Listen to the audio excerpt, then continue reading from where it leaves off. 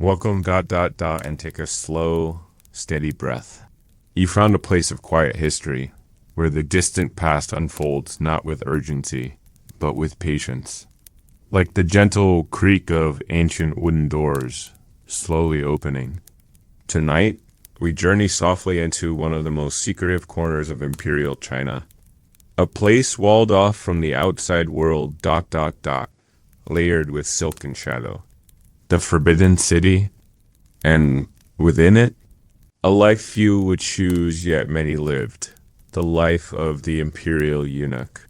For centuries, in the vast palaces of Beijing, men known as eunuchs served the emperor, a special class of servants bound not only by duty, but by sacrifice. Through pain, through discipline, through quiet endurance, they carved out a place in one of the world's most hierarchical societies. Some were born into poverty, others taken young. Many were driven by desperation or ambition. All gave up something profound, and for most it was not a path of glory. Their world was one of long corridors, carved stone dragons beneath their feet, elaborate ceremonies, and an endless vigilance against rivals.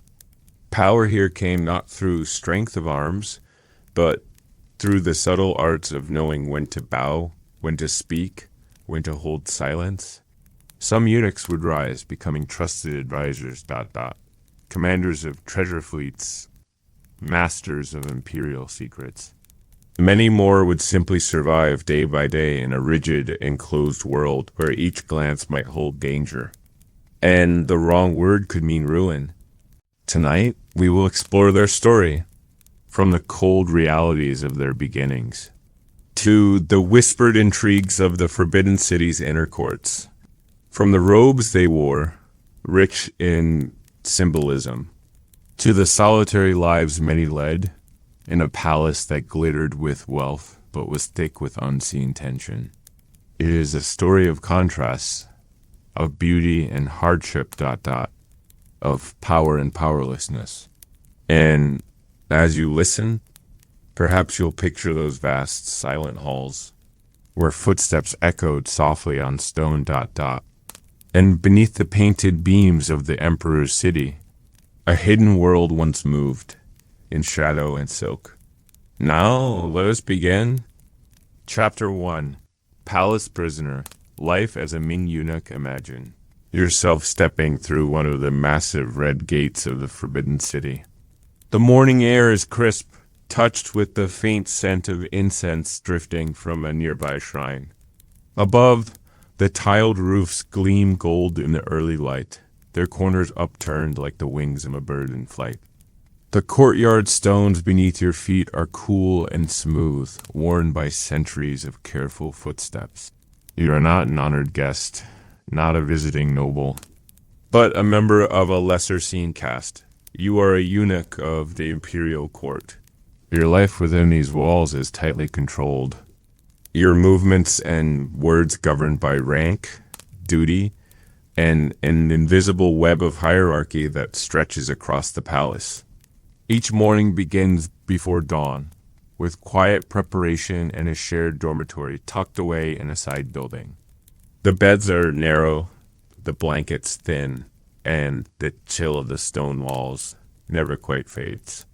Robes of muted blue or gray hang neatly in rows, each marked with this subtle insignia of your division laundry service.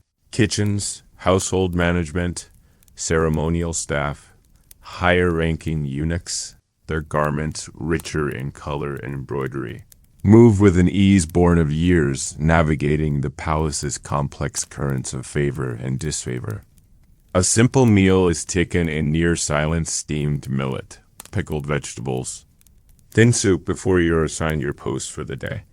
Some eunuchs will attend to the emperor's personal chambers, where each object must be arranged precisely, every item accounted for. Others will sweep the endless marble floors or polish the dark lacquered wood carved screens. Still more will assist in the imperial kitchens, preparing elaborate meals whose flavors they themselves will never taste. Everywhere there is watchfulness. The Forbidden City is not merely a residence. It is a world of protocol and suspicion. Eyes are everywhere, those of other eunuchs, of court officials, of the Empress's attendants. A misplaced word, a careless glance, an overheard conversation. Any might be reported. Twisting silently into a charge of disloyalty, eunuchs are both necessary and mistrusted. They hold the keys to the emperor's private life. They move where no other man may tread ... And for this, they are viewed with a curious blend of envy and disdain by the scholar officials of the outer court. 2. The Confucian ideal of the complete man. The eunuch is a living contradiction, a figure to be tolerated but never fully accepted. Yet within this narrow space, a certain camaraderie can grow. Younger eunuchs find mentors among the older, who teach the unspoken rules of survival, how to read a superior's moods, when to speak and when to remain invisible, how to navigate the rivalries that simmer just beneath the polished surface of court life. Friendship, however, is a delicate thing. Too close an association with a powerful eunuch can bring advancement or ruin depending on the ever-shifting tides of palace politics. Many choose caution, keeping their true thoughts hidden behind carefully neutral expressions. The art of seeming bland and forgettable is often the safest course. The days are long, filled with repetitive tasks that demand precision and discretion. At midday, the courtyards fill with soft murmurs as staff move between assignments. The heavy scent of sandalwood wafts from the audience halls. Somewhere, a distant gong sounds, marking the passage of time. For the lowest-ranking eunuchs, life remains humble, marked by menial labor and constant vigilance. For those who rise through skill, loyalty, or shrewd alliance, a different world opens. They may come to manage entire departments, oversee the emperor's treasury, or even advise on matters of state. Yet with such power comes risk, for no position within the palace is truly secure. One moment's misstep, one whispered accusation ... and a fall from grace can be swift and merciless. Beyond the formal duties, there's little personal life. Eunuchs may not marry. They live without family, without children, their surnames often lost or changed upon entering service. In this cloistered existence, friendships, patronage networks, and alliances serve as fragile replacements for the kinship ties denied to them. Evenings draw down slowly over the Forbidden City. Lanterns flicker to life, casting warm pools of light beneath carved eaves. In the quieter courtyards, the sound of a broom sweeping stone or the soft rustle of silk marks the closing of another day. Eunuchs return to their quarters, speaking little, weary in body and mind. Some may write letters never sent to family long estranged. Others sit quietly, staring into the small flame of an oil lamp, their thoughts as carefully guarded as their words. The rhythm of this life is unchanging ... Day upon day, year upon year. Advancement is possible, but uncertain. Punishment may come without warning. It is a life shaped by endurance, by patience, by the constant effort to remain unnoticed until the right moment to rise, or, at the very least, to survive another year within the palace's silent embrace. As the night deepens, the great halls fall silent. The emperor sleeps behind layers of silk curtains, attended by his most trusted servants.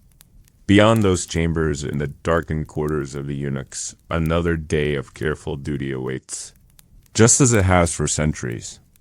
And yet, behind this seemingly monotonous rhythm, the inner life of the eunuch unfolds in quieter ways. For even in existence so defined by control and hierarchy, small moments of respite, of humanity, do occur. In the quiet hours between duties, some eunuchs take refuge in poetry, copying the verses of Tang and Song masters with precise brushstrokes.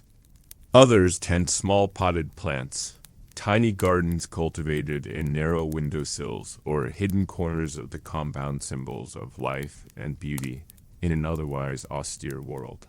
For a few, literacy and learning offer another path. The most talented eunuchs, those with quick minds and deft understanding of courtly nuance, may receive tutoring. They learn to read imperial edicts, to draft reports, to master the intricate rituals that govern palace life. In this way, knowledge becomes a currency, one that may, in time, bring greater status or the attention of powerful patrons. Such opportunities, however, remain rare. For the majority, each day blurs into the next, marked only by the shifting seasons visible in the palace gardens. Spring brings the pale pink of blossoming plums. Summer, the heavy scent of peonies. Autumn, drifting yellow leaves. And in winter, the courtyards lie still beneath a thin coat of snow, footsteps muffled by the cold. Despite their constant proximity to the heart of imperial power, most eunuchs live with a profound sense of isolation. They may serve within a palace of thousands, yet remain utterly alone. Trust is a fragile commodity here. Betrayal, an ever-present threat.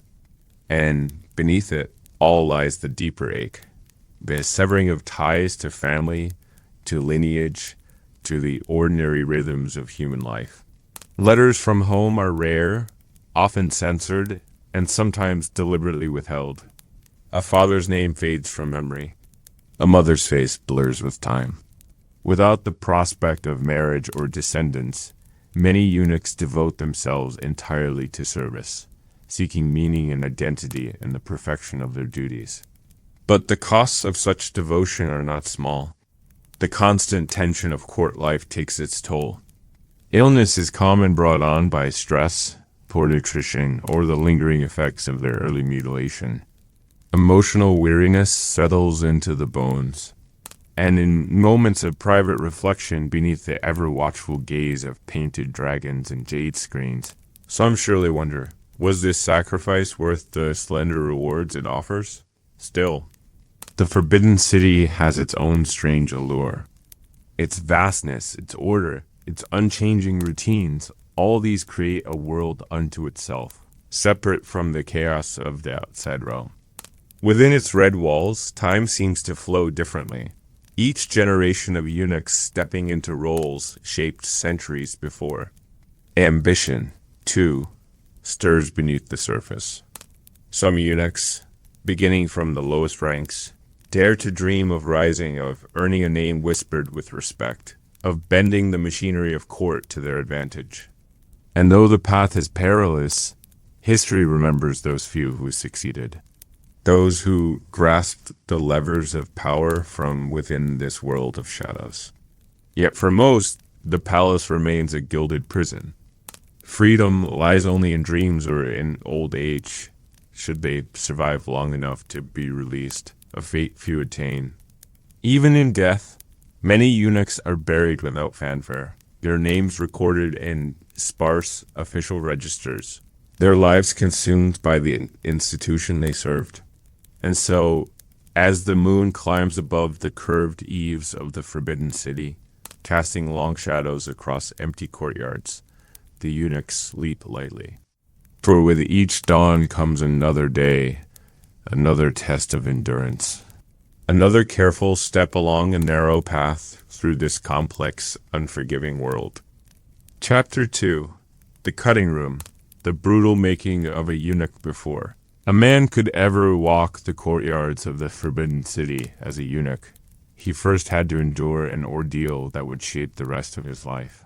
The path began far from the emperor's palace, often in the countryside, in small villages where poverty pressed heavily on the lives of common families.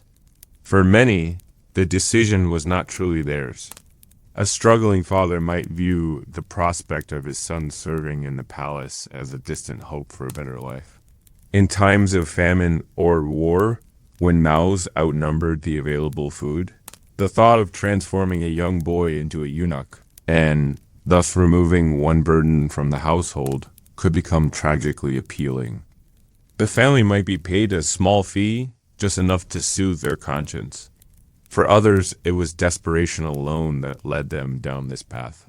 The procedure itself was carried out not in a hospital, but in the cramped back rooms of specialist surgeons, men whose grim trade was known only to a few. These practitioners, often former eunuchs themselves or shadowy figures outside the official medical establishment, had honed their techniques through experience, passed from one generation to the next. There were no anesthetics as we know them. The boy, sometimes as young as 6 or 7, more often 10 or 12, would be prepared for the operation with rituals and warnings. His family, if present, might offer brief words of comfort, or perhaps none at all. Fear was ever present. The cutting room, simple and cold, smelled faintly of herbs meant to ward off infection. The tools were few: sharp knives, cloth bandages, a heated cautery iron. The boy was held down firmly by assistants. Then, with swift movements, the surgeon would remove the genitalia entirely, both the penis and the testicles, leaving behind a single small opening to allow urination. Pain was immense, the shock overwhelming. Blood loss posed an immediate danger. The wound would be packed and compressed, with great effort made to stop the bleeding. Herbal poultices were applied, and the boy forced to lie still for days, sometimes weeks. Infection claimed many. Some bled to death on the table. Others perished in the slow days that followed, fever overtaking their weakened bodies. Survival rates were uncertain, perhaps as low as 50%, depending on the skill of the surgeon. Those who lived through the ordeal would bear not only the physical scars, but profound changes in body and mind. Their voices, deprived of hormonal change, often remained high and thin. Their bodies grew in peculiar ways, some retaining youthful softness into adulthood, others suffering from brittle bones or weakened muscles. Recovery was only the beginning. Once healed, the newly made eunuch would be bathed and prepared, sometimes receiving new clothing to mark his altered state. An official examination confirmed the procedure's success. If passed, the boy would be registered with the authorities, given a new name if needed, and entered into the ranks of the eunuch class. For those destined to serve the court, training soon followed. Etiquette, palace regulations, literacy, if one was fortunate, all became the foundation of a life wholly redefined. But beneath each lesson, each careful step toward integration, lay the indelible memory of the cutting room, a moment that forever separated them from ordinary men. Social stigma followed as well. Outside the palace, eunuchs were often looked down upon, viewed with suspicion or pity. Within the forbidden city, they occupied a unique space, essential yet tainted, trusted yet never quite respected. Scholar officials, bound by Confucian ideals of familial piety and masculine virtue, regarded eunuchs as aberrations, useful tools, perhaps, but morally suspect. Among the eunuchs themselves, hierarchies soon emerged. Those who had endured the ordeal from a young age, and who rose through the palace ranks, often viewed latecomers or those of lesser background with disdain. Bonds of solidarity existed, yet rivalries were never far beneath the surface. Each man's value in the eyes of his superiors could shift swiftly, and alliances formed or broke with little warning. Over time, those who survived and adapted might begin to craft a new sense of self, not defined by what had been taken from them, but by the roles they could now inhabit. They learned the complex language of the court, the subtle cues of posture and speech. They developed the ability to read the shifting moods of powerful patrons and to respond with perfect deference or carefully measured words. Still, at night in the quiet of their quarters, the memories lingered. The cold room ... the sharp blade. The days of agony. And a deep knowledge that their fate had been sealed by forces beyond their control. No matter how high one rose within the forbidden city, this truth remained. The life of a eunuch began in pain, and every step thereafter was shaped by that unspoken, shared past. As the newly formed eunuch began his life of service, further challenges awaited him beyond the physical trauma already endured. The mental adjustment required was immense. Many boys arrived at the palace or the training schools bewildered, unsure of what their future would hold. The grandeur of the forbidden city's crimson walls and golden tiles might have impressed at first. But beneath the splendor lay a cold, exacting system that demanded obedience and flawless conduct. Initial training was harsh. Novices were taught to walk with measured steps, to bow at the correct angle, to address superiors in precisely the right tone. Mistakes were met with rebukes or physical punishment. The young eunuchs quickly learned to suppress outward emotion, to cultivate a mask of calm and composure that would serve them in the complex social world of the court. Diet and health were ongoing concerns. The trauma of castration often led to long-term complications. Irregular urination, chronic infections, and in some cases, deep fatigue or hormonal imbalance. Without modern medicine, eunuchs turned to herbal remedies and careful diets to manage their conditions. Senior eunuchs might pass down knowledge of effective treatments, though such wisdom was hard-earned and unreliable. Among the most difficult losses was the break from family and lineage. In Confucian society, a man's duty to his ancestors was paramount, carrying on the family line, honoring the spirits of those who came before. Eunuchs, by their very nature, were denied this role. Many felt the weight of this severance deeply, knowing that their ancestors' shrines would grow cold without offerings from a descendant. To cope, some forged surrogate family bonds within the palace. Older eunuchs might adopt younger ones as protégés, offering guidance and protection in return for loyalty. These mentor-mentee relationships could provide rare warmth in an otherwise lonely existence. Others found comfort in religious devotion, offering prayers to the Buddha, burning incense at temple altars, seeking some form of spiritual solace in a life marked by sacrifice. Clothing further marked the eunuch's altered state. Their robes, though rich in quality for those of higher rank, carried designs and symbols that identified them as neither full officials nor ordinary servants. A eunuch's sash, hat, and badge spoke volumes about his place in the palace hierarchy. The garments were beautiful, yet also reminders of their wearer's unique and often precarious position. Still, the path of the eunuch was not without potential rewards. Service in the imperial household granted access to the most powerful figures in the realm.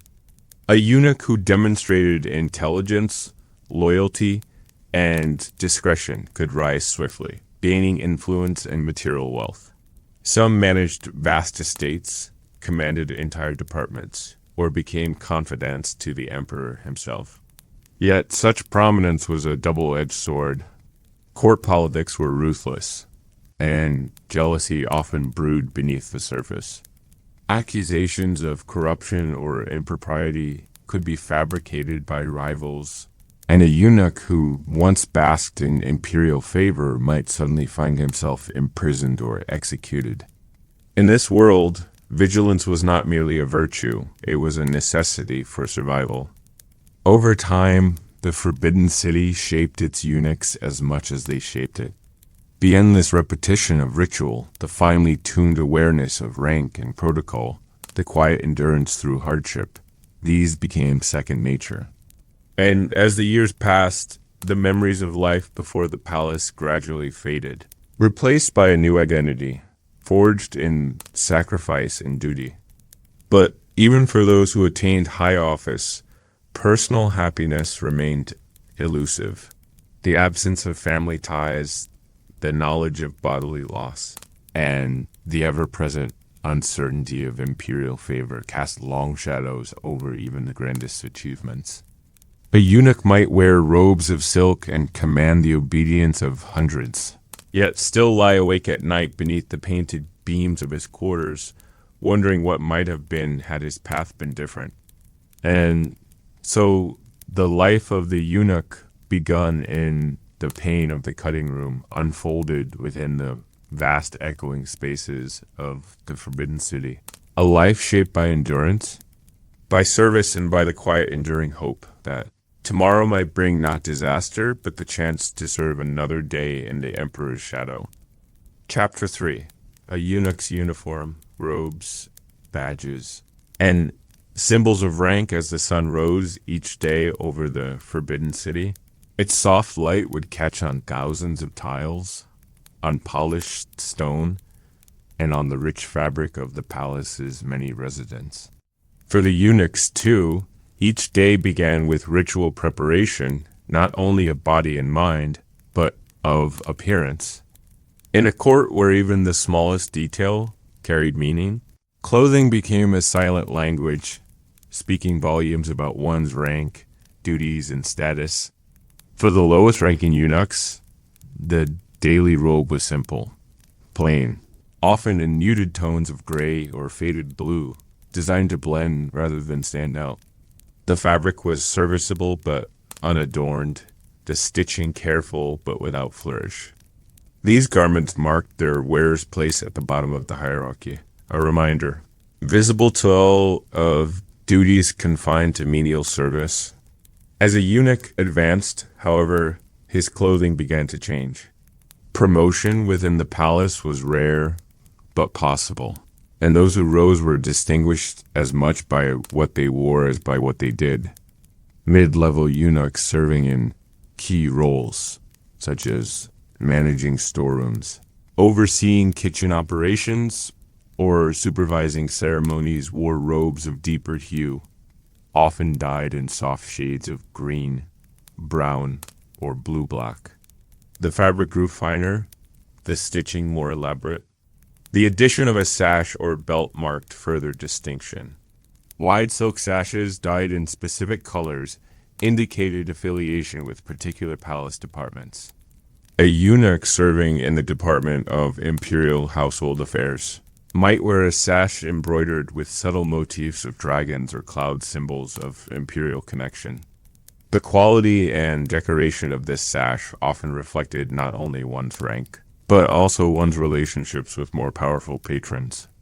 The most visible markers of status, however, were the badges and insignia that adorned a eunuch's outer robe. Small, square panels of richly embroidered cloth, known as rank badges, were sewn onto the front and back of the garment, typically at chest and shoulder height. These badges bore intricate images, birds, animals, or stylized dragons, each carefully chosen to reflect the wearer's level within the palace hierarchy. For high-ranking eunuchs, these badges became works of art, phoenixes rising through clouds, cranes in flight, dragons curling amidst waves. Each stitch told a story of power, prestige, and proximity to the imperial family. The threads shimmered in the shifting light of palace corridors, catching the eye of those attuned to their meaning. Hats and headgear further marked one's station. A simple black cap sufficed for junior eunuchs, its lines unembellished, its purpose purely functional. Senior eunuchs, on the other hand, might wear finely crafted hats with delicate embroidery or subtle ornamentation, often adorned with small beads or decorative pins. The materials used, silk, felt, occasionally even jade, spoke quietly of wealth and favor. Footwear, too, conveyed status. Cloth shoes with plain soles were worn by the lower ranks, while higher-ranking eunuchs donned embroidered slippers, sometimes with soles reinforced in leather. The pattern of the embroidery often matched the motifs found on their robes and badges, creating a visual harmony that reflected careful attention to courtly etiquette. Jewelry was a rare but telling accessory, though strict rules governed the adornment of eunuchs. Those favored by the emperor or entrusted with delicate duties might be permitted a ring, a simple jade pendant, or an intricately carved belt buckle. Such items, small though they were, could carry immense significance. marking their wearer as someone influenced within the inner palace world. To the untrained eye, these details might seem minor. But within the Forbidden City, where protocol ruled every interaction, they mattered deeply. The angle of a sash, the brightness of a badge, the richness of a robe's fabric all were read instinctively by palace insiders, offering silent clues about who might be approached with deference, and who should be treated with wary distance. Clothing thus served not only as personal adornment, but as an extension of the eunuch's identity within this rigid, stratified society. It was a visible manifestation of countless unseen forces: ambition, loyalty, favor, and the delicate politics that shaped every corner of the imperial court. Yet these garments also carried a deeper, more private weight.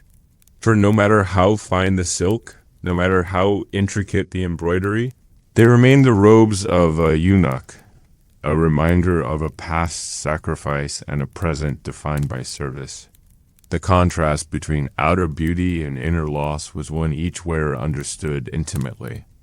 In moments of reflection, alone in their quarters or standing in the dim corridors that linked the emperor's private apartments, some might run their fingers lightly over the embroidered threads of the badges, pondering the strange fate that had brought them here.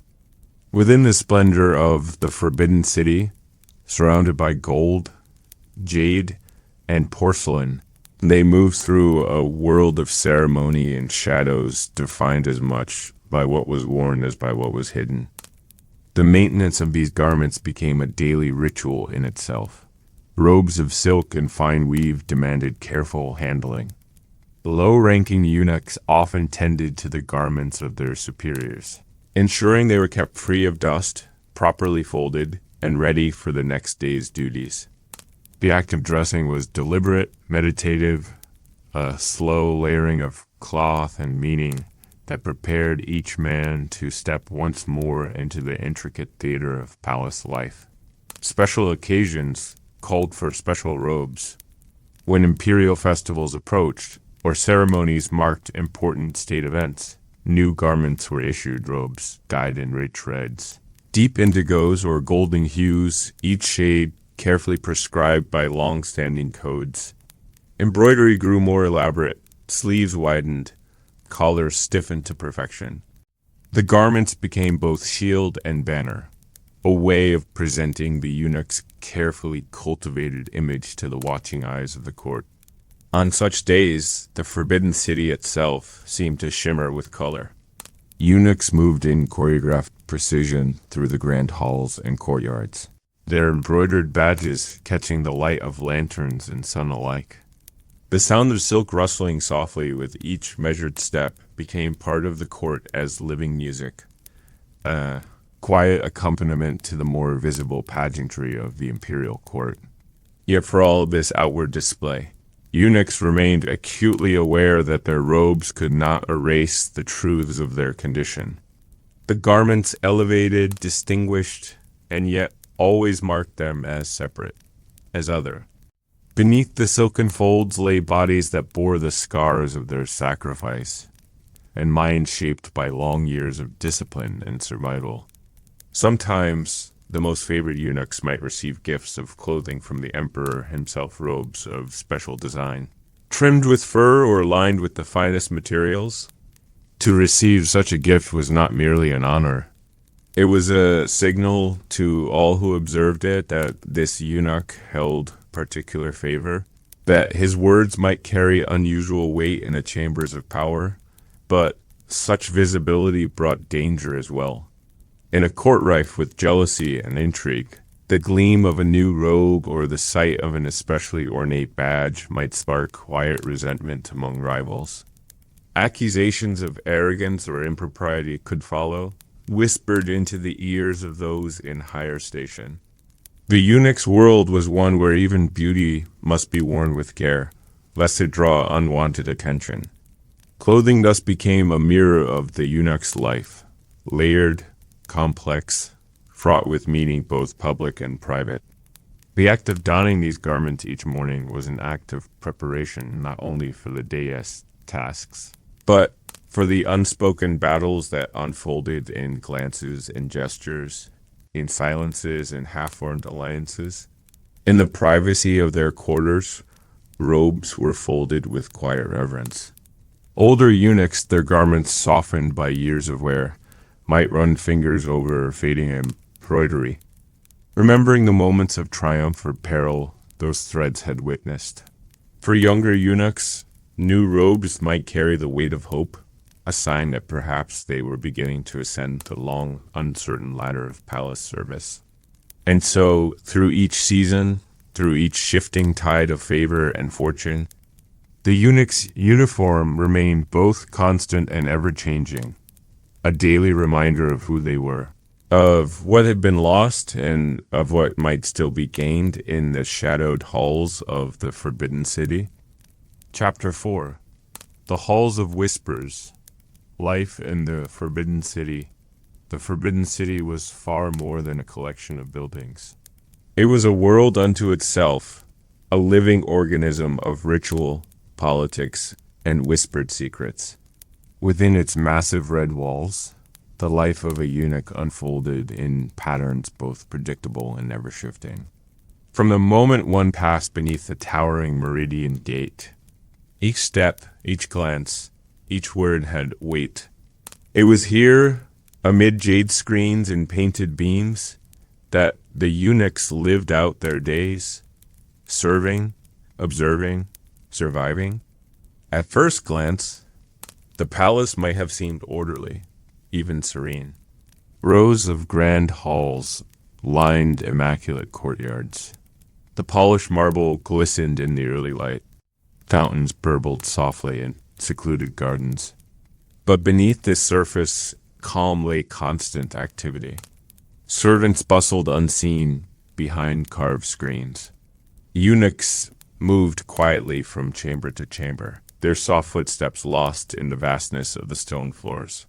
Everywhere there was movement, but movement designed not to disrupt, not to intrude upon the illusion of imperial tranquility. Daily routines began early. Before dawn, the senior eunuchs assigned tasks for the day, consulting lists that detailed which chambers required tending, which robes needed preparing, which scrolls needed delivering.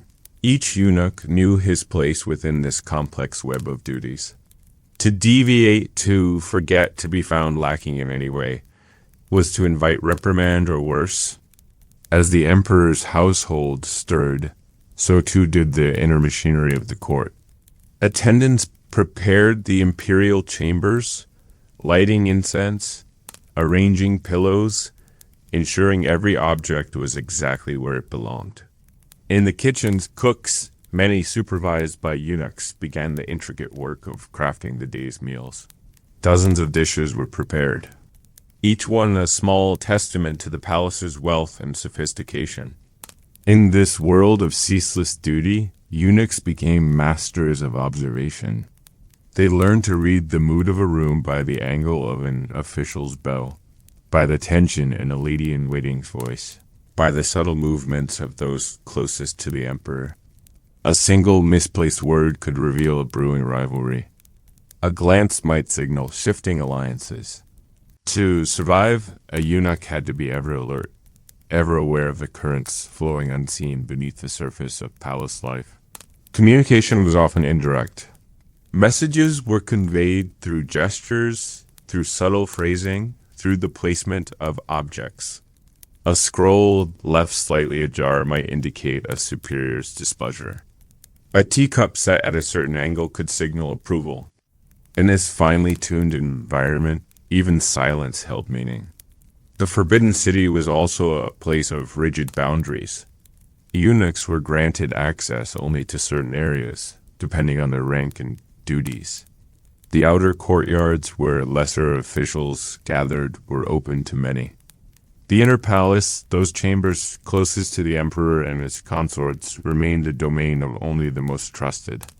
To cross such a boundary without cause was unthinkable, a breach that could result in severe punishment. Yet within these limits, life persisted. Eunuchs formed quiet friendships where they could, often with those of similar rank or shared background.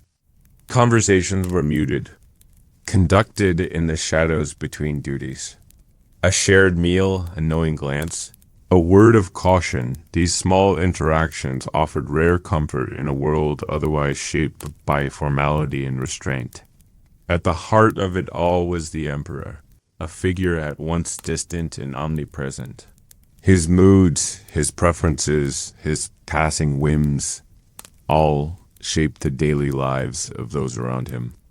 A favorable glance from the emperor could elevate a eunuch beyond imagining. A frown, a careless word, might spell ruin. Thus, each action, each utterance was calibrated with utmost care. The palace itself seemed to breathe with this tension. At times, the halls echoed with ceremony and pageantry grand processions, elaborate banquets, solemn rituals. At others, a heavy stillness settled over the courtyards, as though the very stones held their breath, awaiting some unseen shift in the imperial will. For the eunuchs, this was the rhythm of life, a constant balancing act between visibility and discretion, between service and self-preservation. They moved through the forbidden city like shadows present, essential, and yet always apart from the power they served so closely. With each passing year, eunuchs adapted to this peculiar existence, learning to anticipate the needs of those above them while guarding their own inner lives. For many, the palace walls became a kind of second skin, their intricate patterns and silent corridors more familiar than any home they had once known. Memories of life before the forbidden city dimmed, replaced by the rhythms and rituals of court service. Among the eunuchs, unspoken hierarchies mirrored the larger court. Older, seasoned eunuchs held sway over the younger recruits, offering advice or issuing veiled warnings about the complex social landscape. A subtle nod from a senior eunuch could open doors. A cold glance could close them. Ambition, though dangerous, quietly thrived among those who hoped to rise beyond their assigned station. Knowledge was power. The eunuchs who listened well, who remembered small details, who knew which ministers favored which wines, or which concubines held the emperor's ear, these were the ones who found ways to advance. The palace, after all, was a place where secrets were currency, and discretion could yield great rewards. Yet advancement brought risks. The higher one climbed, the more visible one became. Rival eunuchs, jealous or cautious, watched closely for any sign of overreach. Scholar officials, ever wary of eunuch influence, looked for opportunities to bring accusations of corruption or misconduct. One careless word, one poorly timed alliance, could undo years of careful service. For this reason, many eunuchs cultivated an air of blandness, neither too eager nor too reserved, always dutiful but never conspicuous. Success lay in mastering the subtle dance of court life, in knowing when to speak and when to fade into the background. The greatest eunuchs were those who seemed always present when needed, yet never the subject of gossip or complaint. Despite the pressures, moments of quiet still existed. A rare pause between duties might find the eunuch lingering in a secluded courtyard, watching koi glide beneath the surface of a stone pond, or gazing at the autumn leaves drifting down from ancient ginkgo trees. In these fleeting intervals, the palace's beauty revealed itself not as a symbol of imperial might, but as a place of strange, isolated peace. At night, the forbidden city transformed. The soft glow of lanterns cast long shadows across the courtyards. The air grew cool, scented with cedar and distant incense. Eunuchs, their duties done for the day, moved quietly to their quarters, their steps measured and light. Conversations, if any, were hushed, spoken in tones that would not carry through the still air. Some wrote letters that would never be sent. Others copied poetry, or reflected on the day's events in private journals. A few sought solace in prayer, lighting small sticks of incense before modest altars. In these solitary acts, a measure of individuality could still be preserved, even within the palace's rigid confines. For most eunuchs, life within the Forbidden City was all they knew and all they would ever know. Few left its walls once admitted. Fewer still returned to the world outside. The red gates that had once opened to them now stood as barriers, keeping them within the emperor's world of ritual, secrecy, and ceaseless vigilance. And so, with each passing season, the halls of the Forbidden City whispered on, echoing with the soft movements of those who served, with the murmured intrigues of a hidden court, with the footsteps of eunuchs who walked in silence beneath the painted beams, forever part of this vast enclosed world. Chapter 5. Zheng He, Admiral of the Great Treasure Fleets. In the long history of China's imperial eunuchs, few names shone as brightly or sailed as far as that of Zheng He. To understand his story is to glimpse an extraordinary life, one that rose from the deepest hardship to the heights of global exploration. And though his journeys took him across the oceans, his path, like all eunuchs, began in sacrifice.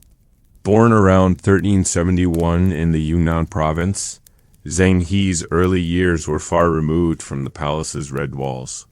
He came from a Muslim family of Central Asian descent, part of the Hui minority.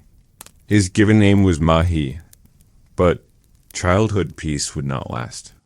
During the Ming conquest of Yunnan, Mahi's father was killed and the young boy was taken captive by imperial forces. At perhaps the age of 10 or 11, he was subjected to the procedure that would mark him as a eunuch. Like countless others, he endured the brutal operation, an ordeal that forever altered his body and set him on an entirely new path.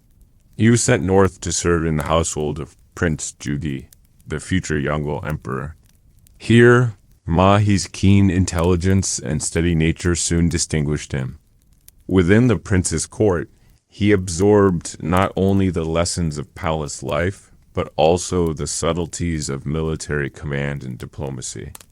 Tall, broad-shouldered, with a commanding presence, he stood out among the young eunuchs. In time, his talents earned the prince's deep trust. When Zhu Di seized the throne in 1402 after a bitter civil war, becoming the Yongle emperor, Mahi's fortunes rose further. Granted the surname Zheng by imperial decree, he was promoted to positions of considerable responsibility. The emperor, seeking to extend China's influence abroad, conceived of a grand project, an armada of treasure ships that would project Ming power across the known world. Zheng He was chosen to command this fleet. It was an unprecedented appointment, a eunuch leading a vast naval expedition. In the rigid world of Forbidden City, where eunuchs often faced distrust from scholar officials, such trust from the emperor marked an extraordinary break with tradition. But the Yongle emperor valued loyalty above orthodoxy. And in Zheng he found both. The preparation of the treasure fleets was a monumental task. Hundreds of ships were constructed at the Nanjing shipyards, enormous vessels with 9 masts and towering hulls, some said to reach lengths of over 120 meters. The fleets carried not only precious goods, silks, porcelain, and gold, but also envoys, translators, doctors, and soldiers. It was a floating embassy of the empire, designed to awe and impress the kingdoms beyond China's shores. In 1405, the first expedition set sail under Zheng He's command. His flagship led the fleet down the Yangtze River and out into the South China Sea. The eunuch admiral, once a captive boy from Yunnan, now stood at the helm of one of the most ambitious voyages in Chinese history. The journey took the fleet through Southeast Asia to the ports of Java, Sumatra, and Ceylon. From there, they sailed westward to India's Malabar coast, and eventually in later voyages, as far as the Arabian Peninsula and the eastern shores of Africa. In each port, Zheng He's fleet presented gifts and sought to establish tributary relations.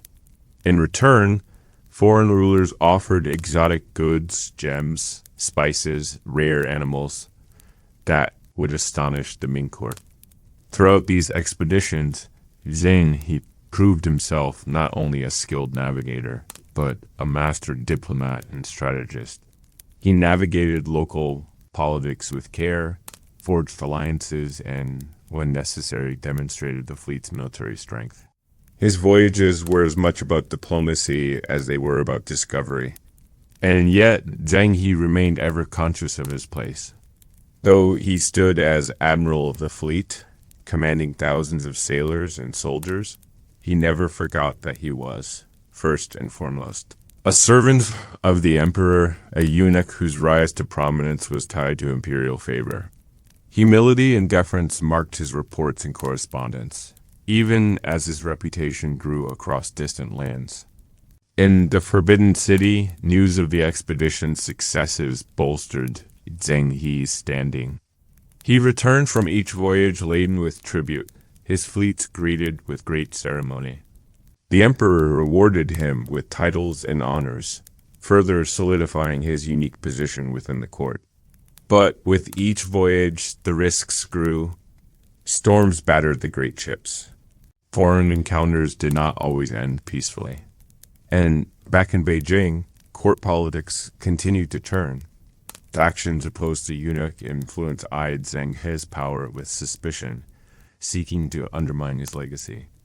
Through it all, the Eunuch admiral sailed on across oceans, through unfamiliar waters, driven by duty and the emperor's will. His journeys not only expanded the empire's horizons, but also redefined what a eunuch could achieve within the rigid structures of Ming society.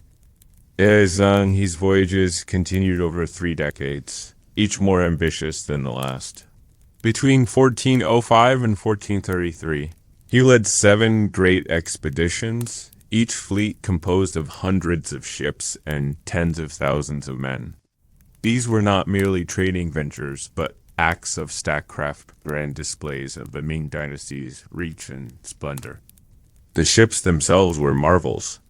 In addition to the vast treasure ships, there were war junks, supply vessels, horse transports, and smaller craft for river navigation. Together they formed a floating city, capable of projecting Chinese presence across vast distances. Zheng He's fleet visited more than 30 foreign lands, from the bustling ports of Southeast Asia to the spice-rich coasts of India and the Arabian Peninsula. In time, they reached the shores of East Africa, where giraffes and zebras were brought back to China, causing great wonder in the imperial court. Throughout these voyages, Zheng He remained both leader and diplomat. His ability to balance military might with diplomatic subtlety earned him a reputation for wisdom and restraint.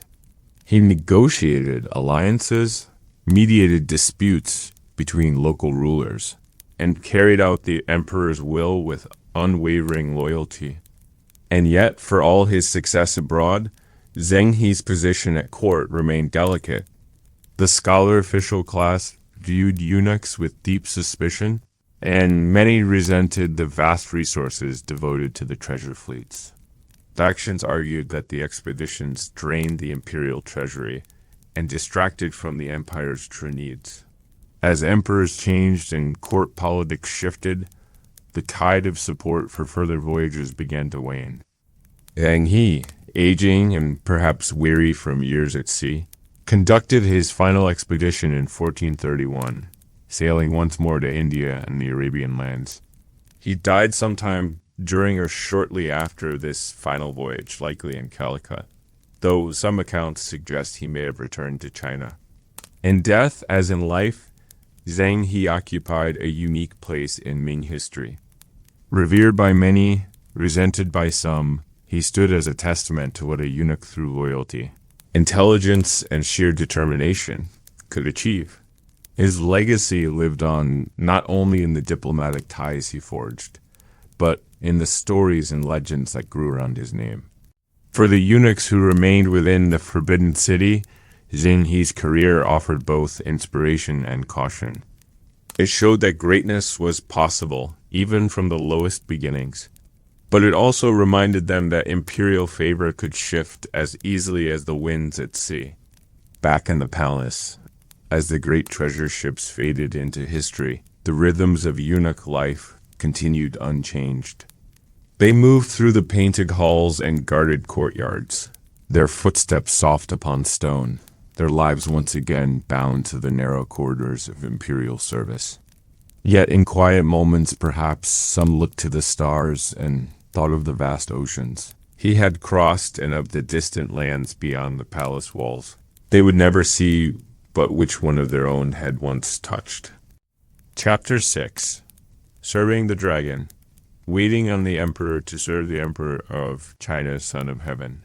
Lord of 10,000 years was a privilege beyond imagining, and a burden of the greatest weight. For the eunuchs chosen to attend him directly, life revolved entirely around the needs, moods, and rhythms of a single man, the Emperor himself. Within this relationship lay both opportunity and peril, for imperial favor was as changeable as the seasons. The path to such a post was long. Only the most trusted, most discreet, and most skillful eunuchs might one day enter the emperor's private service. Selection began with observation. Senior eunuchs watched for intelligence, composure under pressure, and an ability to fade into the background when required. Those chosen underwent additional training in the complex rituals of the inner court, where each gesture, each movement was bound by tradition. To wait upon the emperor meant living within the innermost circle of the Forbidden City, in chambers few ever glimpsed. Here, the grandeur of the outer halls gave way to intimate spaces, rooms heavy with incense, their walls hung with silk, their furnishings of rare woods and jade. In these quiet spaces, the emperor slept, worked, and entertained his closest companions. The daily rhythm of service began long before the emperor rose.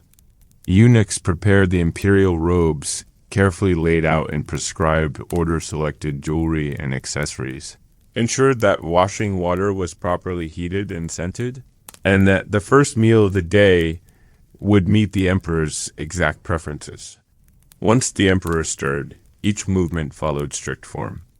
A favored eunuch might gently draw aside the bed curtains. Others would assist with the emperor's robe, fastening each intricate knot with practiced ease. Silence was the rule. No words were spoken unless addressed first.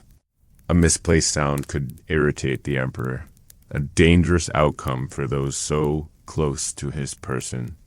Throughout the day, eunuchs remained ever near, yet never obtrusive.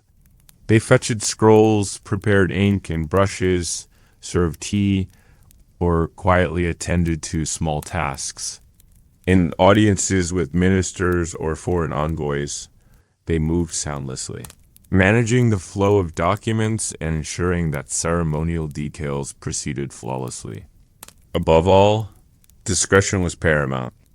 A eunuch who served the emperor directly became privy to countless secret matters of state, glimpses of the emperor's private thoughts, knowledge of court intrigues. To betray such trust was unthinkable and punishable by death. Thus, those in this role cultivated absolute loyalty, knowing that their fortunes were bound utterly to the emperor's favor. Yet this favor could be fickle. The emperor's moods shifted with the tides of court life, the outcome of wars, the influence of powerful concubines, or the whispers of ambitious ministers. A eunuch beloved one day might find himself shunned the next. It was a life of constant tension. One misstep, one moment of perceived disrespect could spell disaster. For those who endured, the rewards could be immense. Trusted eunuchs received gifts of fine clothing, land, and official titles. Their families, if they still lived, might be granted favors. Their influence could extend across the palace, shaping appointments and decisions far beyond their official duties. But power came at a cost. Rival eunuchs watched for any sign of weakness. Scholar officials, resentful of eunuch influence, sought opportunities to discredit those closest to the throne. Even within the emperor's circle, alliances shifted constantly. To remain in favor required not only flawless service, but deep political acumen. At night, when the palace grew still, the emperor retired to his private quarters, and the attending eunuchs remained close, ready to respond to any summons. Some sat quietly in antechambers, their minds alert despite the late hour. Others stood sentinel at the threshold of the imperial bedchamber. Sleep was often brief, broken by the needs of the sovereign they served. Yet, for all the tension, there was also a strange intimacy in this service.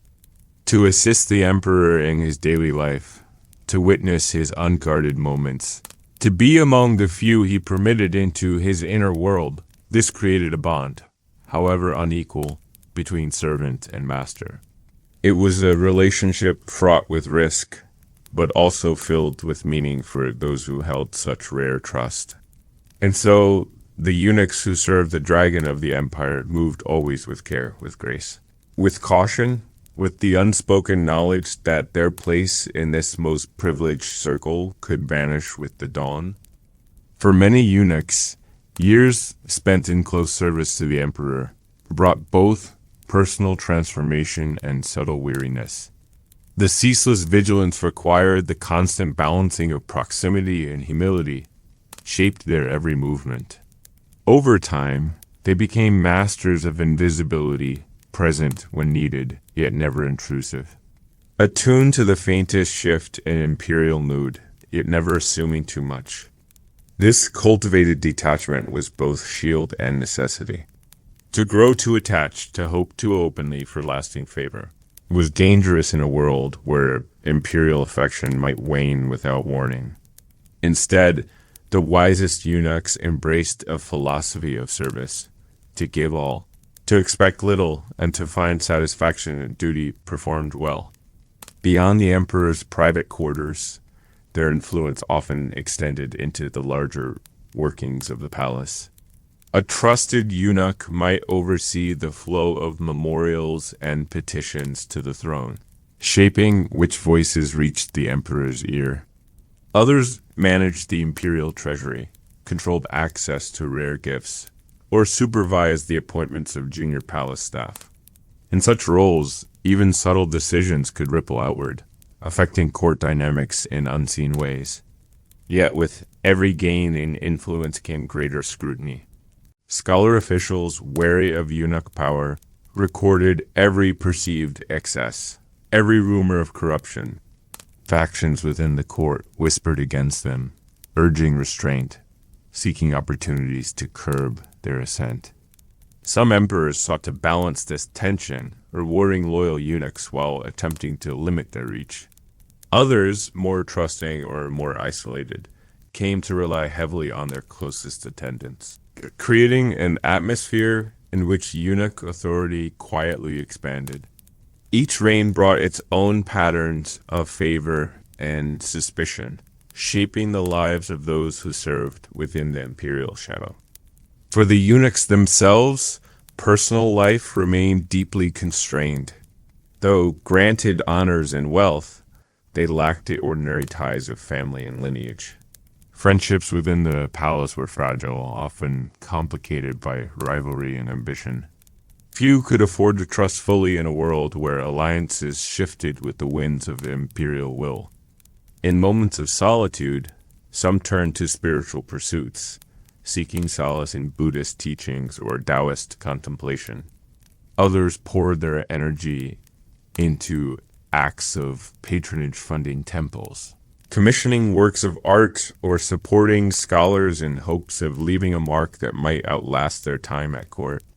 Yet even for the most successful, the knowledge remained. Their fortunes were bound entirely to the life of the emperor. With a sovereign's passing, a favored eunuch might fall from grace overnight, replaced by others in the new regime. The corridors they once walked with pride might become places of danger, their former allies distant or hostile. Thus, to serve the dragon was to walk a path of both great honor and deep uncertainty.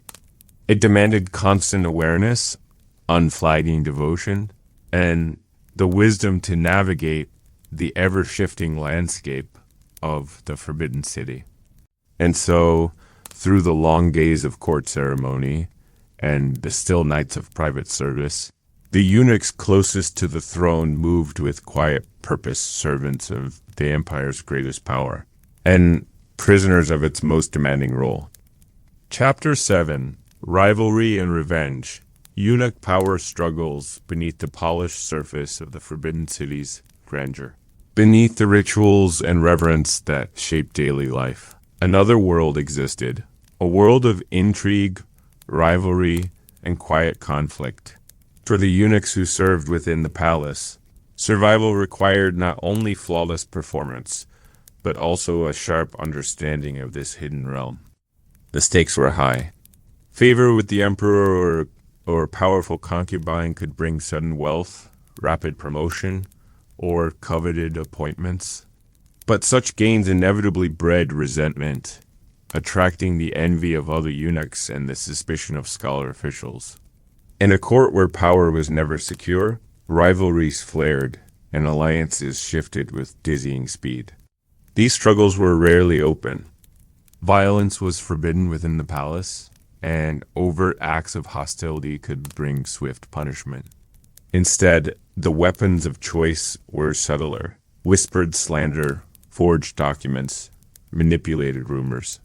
A single well-placed lie, delivered at the right moment to the right ear, could topple a rival more effectively than any blade. Senior eunuchs, aware of these dangers, surrounded themselves with networks of loyal followers, junior eunuchs who owed their positions to their patron's favor. These inner circles served both to protect their benefactor and to gather information about the shifting tides of court politics. In turn, junior eunuchs hoped that loyalty might one day earn them promotion and protection of their own. Rival factions often coalesced around different centers of power within the palace. One group might serve a favored imperial consort. Another might hold sway in the Department of Household Affairs, while yet another found influence through control of the imperial treasury. Competition between these groups could be fierce, with each seeking to expand its reach at the expense of the others. The emperor's mood and preferences often played a decisive role. A eunuch who pleased the sovereign might see his faction ascend rapidly, while a change in favor could reverse fortunes overnight. Savvy eunuchs learned to read these changes closely, adjusting their alliances and actions to match the shifting winds of imperial attention. Punishment for missteps was severe. Accusations of corruption, abuse of power, or disloyalty could lead to dismissal, imprisonment, or even execution. The history of the Forbidden City was filled with tales of once powerful eunuchs brought low by rivals, or by a single displeased glance from the emperor. Yet for all the risks, the allure of power remained irresistible. The ability to shape court appointments, to influence imperial decisions, to amass wealth and prestige, these rewards drew eunuchs into the ceaseless dance of rivalry and ambition. Even those who professed no interest in politics soon found themselves entangled, for inaction could be as dangerous as miscalculation. Beyond individual struggles, deeper currents of factionalism influenced palace life. Scholar officials, wary of growing eunuch influence, often sought to limit their power through edicts and memorials. In response, eunuchs formed counter-networks using their access to the emperor to defend their interests. This tug-of-war shaped policy debates, personnel decisions, and even the direction of imperial campaigns. Within this charged atmosphere, trust was rare and valuable. A confidant who proved loyal through adversity might become a lifelong ally, while betrayal, once uncovered, was never forgotten. Stories circulated among the eunuchs of bitter feuds that spanned decades, of revenge carefully plotted, and finally achieved after years of waiting. To navigate such a world required more than intelligence. It demanded patience, restraint, and an instinct for reading human nature. The most successful eunuchs were those who mastered the art of seeming neutral, offering deference to all, while quietly advancing their own interests through a web of subtle influence. And so, beneath the silken robes and measured steps of the palace's eunuch cores, the unseen battles of rivalry and revenge played out endlessly, shaping the fortunes of men who, though marked by sacrifice, proved as ambitious, as calculating, and as human as any who walked the halls of power. Beneath this endless current of competition, old grudges could simmer for years. The intricate web of court politics ensured that few slights were forgotten. A eunuch overlooked for promotion, a whispered insult repeated by a junior, a rival's subtle manipulation of an imperial decision. Any of these could spark a quiet feud. And in a world where patience was a necessity, revenge was often measured in months or even decades. Methods of retaliation varied. One common tactic was the use of anonymous memorials, written accusations, often laced with truth and embellishment, submitted to the emperor or high-ranking officials. Even if unproven, such a charge could stain a eunuch's reputation, making further advancement difficult. Alternatively, rivals might manipulate the flow of palace duties, assigning an enemy to posts of lesser prestige or greater risk, gradually eroding his standing. More subtle still were the carefully timed introductions of rumor into the inner court. A well-told tale, passed along by a servant or lower-ranked eunuch, might reach a concubine's ear, then the emperor's setting in motion a chain of suspicion. In a palace where the emperor's opinion shaped all, such rumors could be more dangerous than any direct attack. For eunuchs caught in these struggles, survival required constant vigilance. Allies were cultivated with care, favors exchanged with calculated generosity. Each gesture, each word, was weighed for its possible implications. An ill-considered comment at a banquet, a perceived alliance with a fading faction. Any misstep might tip the balance. Those who navigated this world successfully often developed a kind of inner detachment, a calm acceptance of palace life's uncertainties. They knew that today's ally might be tomorrow's adversary, that a lifetime of service could be undone in a moment. And so they moved with deliberate caution, maintaining outward composure while remaining always alert to the unseen currents around them. Still, not every rivalry ended in ruin.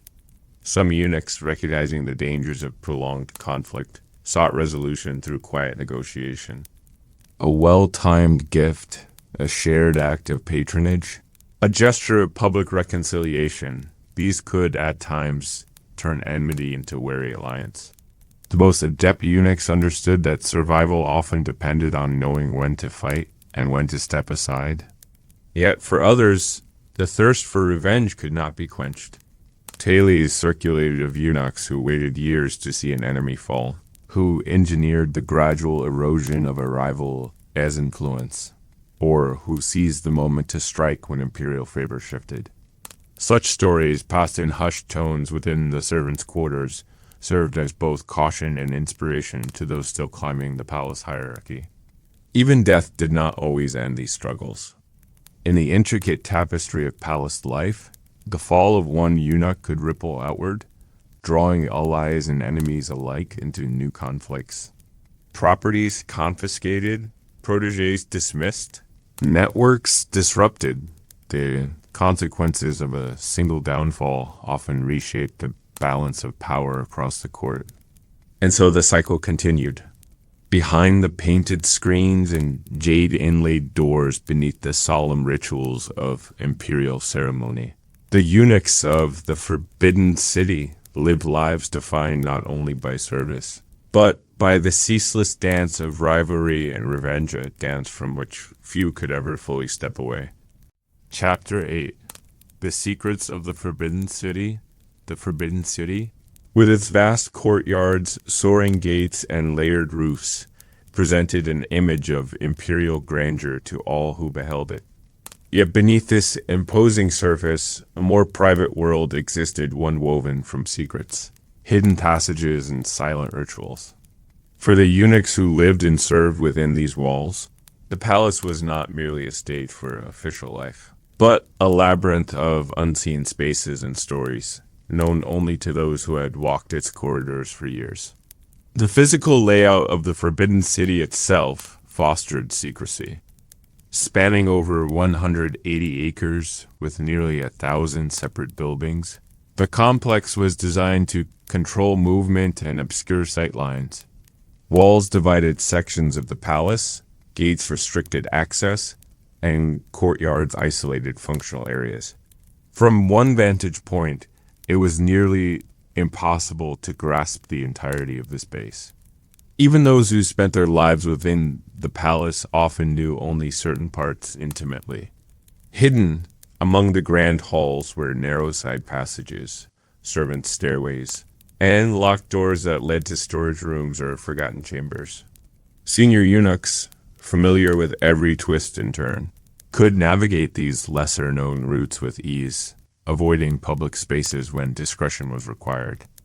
In times of political intrigue, such hidden paths allowed the swift, unseen movement of messages or people through the palace. Below ground, a network of cellars and storerooms extended beneath the Forbidden City. These cool, dim spaces stored everything from porcelain and silk to ceremonial regalia and seasonal furnishings. Some whispered of tunnels connecting these underground chambers to secret exits beyond the palace walls, though whether such passages truly existed or were merely the stuff of legend remained uncertain. In addition to its physical secrets, the Forbidden City was steeped in ritual-encoded behavior. The daily life of the palace followed an intricate calendar of ceremonies, offerings, and imperial audiences, each governed by ancient protocols. Yet beneath these formal observances lay another layer of ritual, one shaped by the unspoken rules of palace politics. For example, the way a eunuch positioned himself in a room slightly behind and to the left of a superior at just the right distance could signal allegiance or caution. The order in which tea was served or the timing of a bow conveyed meanings not found in official manuals. These subtle forms of communication, honed over generations, formed an invisible language understood only by palace insiders. Even the objects within the Forbidden City held secrets. Certain scrolls and paintings passed quietly from one eunuch to another contained coded messages or veiled warnings. A vase of particular flowers might signal a shift in imperial mood. The placement of a jade ornament on a scholar's desk could hint at rising favor or impending danger. The eunuchs, with their constant presence and deep knowledge of palace life, were the natural keepers of these secrets. They remembered who had once occupied a particular chamber, what gifts had been exchanged in a bygone season, which ministers had quarreled behind closed doors. In their quiet way, they became living archives of the Forbidden City's hidden history. Some eunuchs cultivated this role deliberately, using their knowledge to maintain influence and protect themselves from shifting court alliances. A well-timed reminder of a past service rendered, or a subtle allusion to a forgotten debt, could sway decisions and alter fates. Others, more discreet, carried their knowledge silently, aware that some truths were best left unspoken. Beyond the human secrets, the palace itself held a certain atmosphere, one shaped by centuries of life and death, ambition and loss. In the still hours before dawn, as mist curled along the stone pathways and the lanterns flickered low, the Forbidden City seemed almost to breathe. Shadows lingered in the corners of ancient halls. Footsteps echoed faintly where no one walked. It was in these moments that the eunuchs felt most keenly the weight of the place, the accumulation of lives lived in service. OF stories whispered and forgotten. For newcomers to the palace, this hidden world was both fascinating, perilous. To move carelessly, to ignore the subtle signs that guided behavior, was to risk offending unseen powers. Only through years of careful observation and quiet learning could one hope to navigate the deeper currents of the Forbidden City. Thus, within the red walls and golden roofs of the Emperor's domain, the life of a eunuch unfolded amid secrets layered upon secrets. A world where what was hidden often mattered more than what was seen. The accumulation of these secrets shaped the character of the eunuchs who lived among them. Over time, many developed an instinctive caution, an ability to sense what was best left unsaid. Conversations were weighed carefully, gestures chosen with intent. In the intricate dance of palace life, one learned that true power often lay not in what could be declared openly, but in what one quietly knew. Certain areas of the Forbidden City became associated with layers of meaning known only to the most senior eunuchs. A particular corridor, long unused, might once have served as the path by which imperial concubines were brought for private audiences. A disused study might still hold traces of a scholar eunuch's hidden correspondence. Even the wear patterns on stone steps told subtle stories, of which rooms saw the most secret traffic, of which halls echoed with forgotten intrigues. The passage of time added yet another layer. As new emperors ascended the throne, as factions rose and fell, the palace adapted, but its secrets remained. Veteran eunuchs, those who had served through multiple reigns, held knowledge that spanned decades, knowledge that sometimes exceeded that of the emperor himself. Such long memories could prove both gift and curse. A story from an earlier reign might resurface to haunt a current official. An old alliance, thought forgotten, might shift the balance of a present rivalry. The eunuchs who navigated these undercurrents needed more than political acumen. They required patience, emotional restraint, and an almost scholarly dedication to the palace's hidden history. And yet, amid the tension, there was also an appreciation for the beauty of the place. The Forbidden City, for all its dangers, remained one of the great architectural marvels of the world. Eunuchs moving through its halls might pause, in unguarded moments, to admire the curve of a carved beam, the aged patina of a bronze vessel, the soft flutter of silk banners in a summer breeze. These quiet reflections offered respite from the burdens of service. They reminded even the most jaded of eunuchs that, beyond the rivalries and ambitions, the palace was also a place of enduring artistry, a living monument to the culture they served, however imperfectly. For some, these moments of beauty became anchors, small sources of solace, in a life otherwise shaped by vigilance and sacrifice.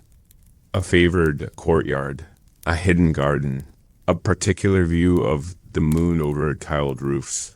These personal refuges allowed a eunuch to find balance, to remember the human heart beneath the layers of duty and secrecy. And so, amid the whispered intrigues and hidden pathways, the life of the eunuchs unfolded steeped in knowledge. Burdened by caution, yet still capable of moments of quiet grace. Within the Forbidden City's endless halls of whispers, they moved unseen, keepers of its deepest mysteries, guardians of a world few would ever fully understand. Chapter 9. Wealth and Corruption, when eunuchs ruled. In a world where ambition simmered beneath the surface of ritual and hierarchy, it was inevitable that some eunuchs would seek more than service alone. Over the centuries, certain eunuchs rose far beyond their prescribed roles, amassing wealth and influence that rivaled even the emperor's highest ministers. Their ascent reshaped the politics of the Forbidden City, and at times the empire itself. The foundation of such power lay in proximity.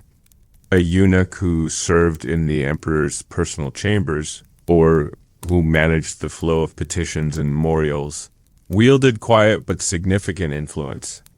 With careful positioning, such a eunuch could control access to the sovereign, determining which voices were heard and which were silenced. From this vantage point, favors could be granted, alliances forged, and debts incurred. Wealth followed influence. Gifts flowed from those seeking favor land, silver, rare artifacts.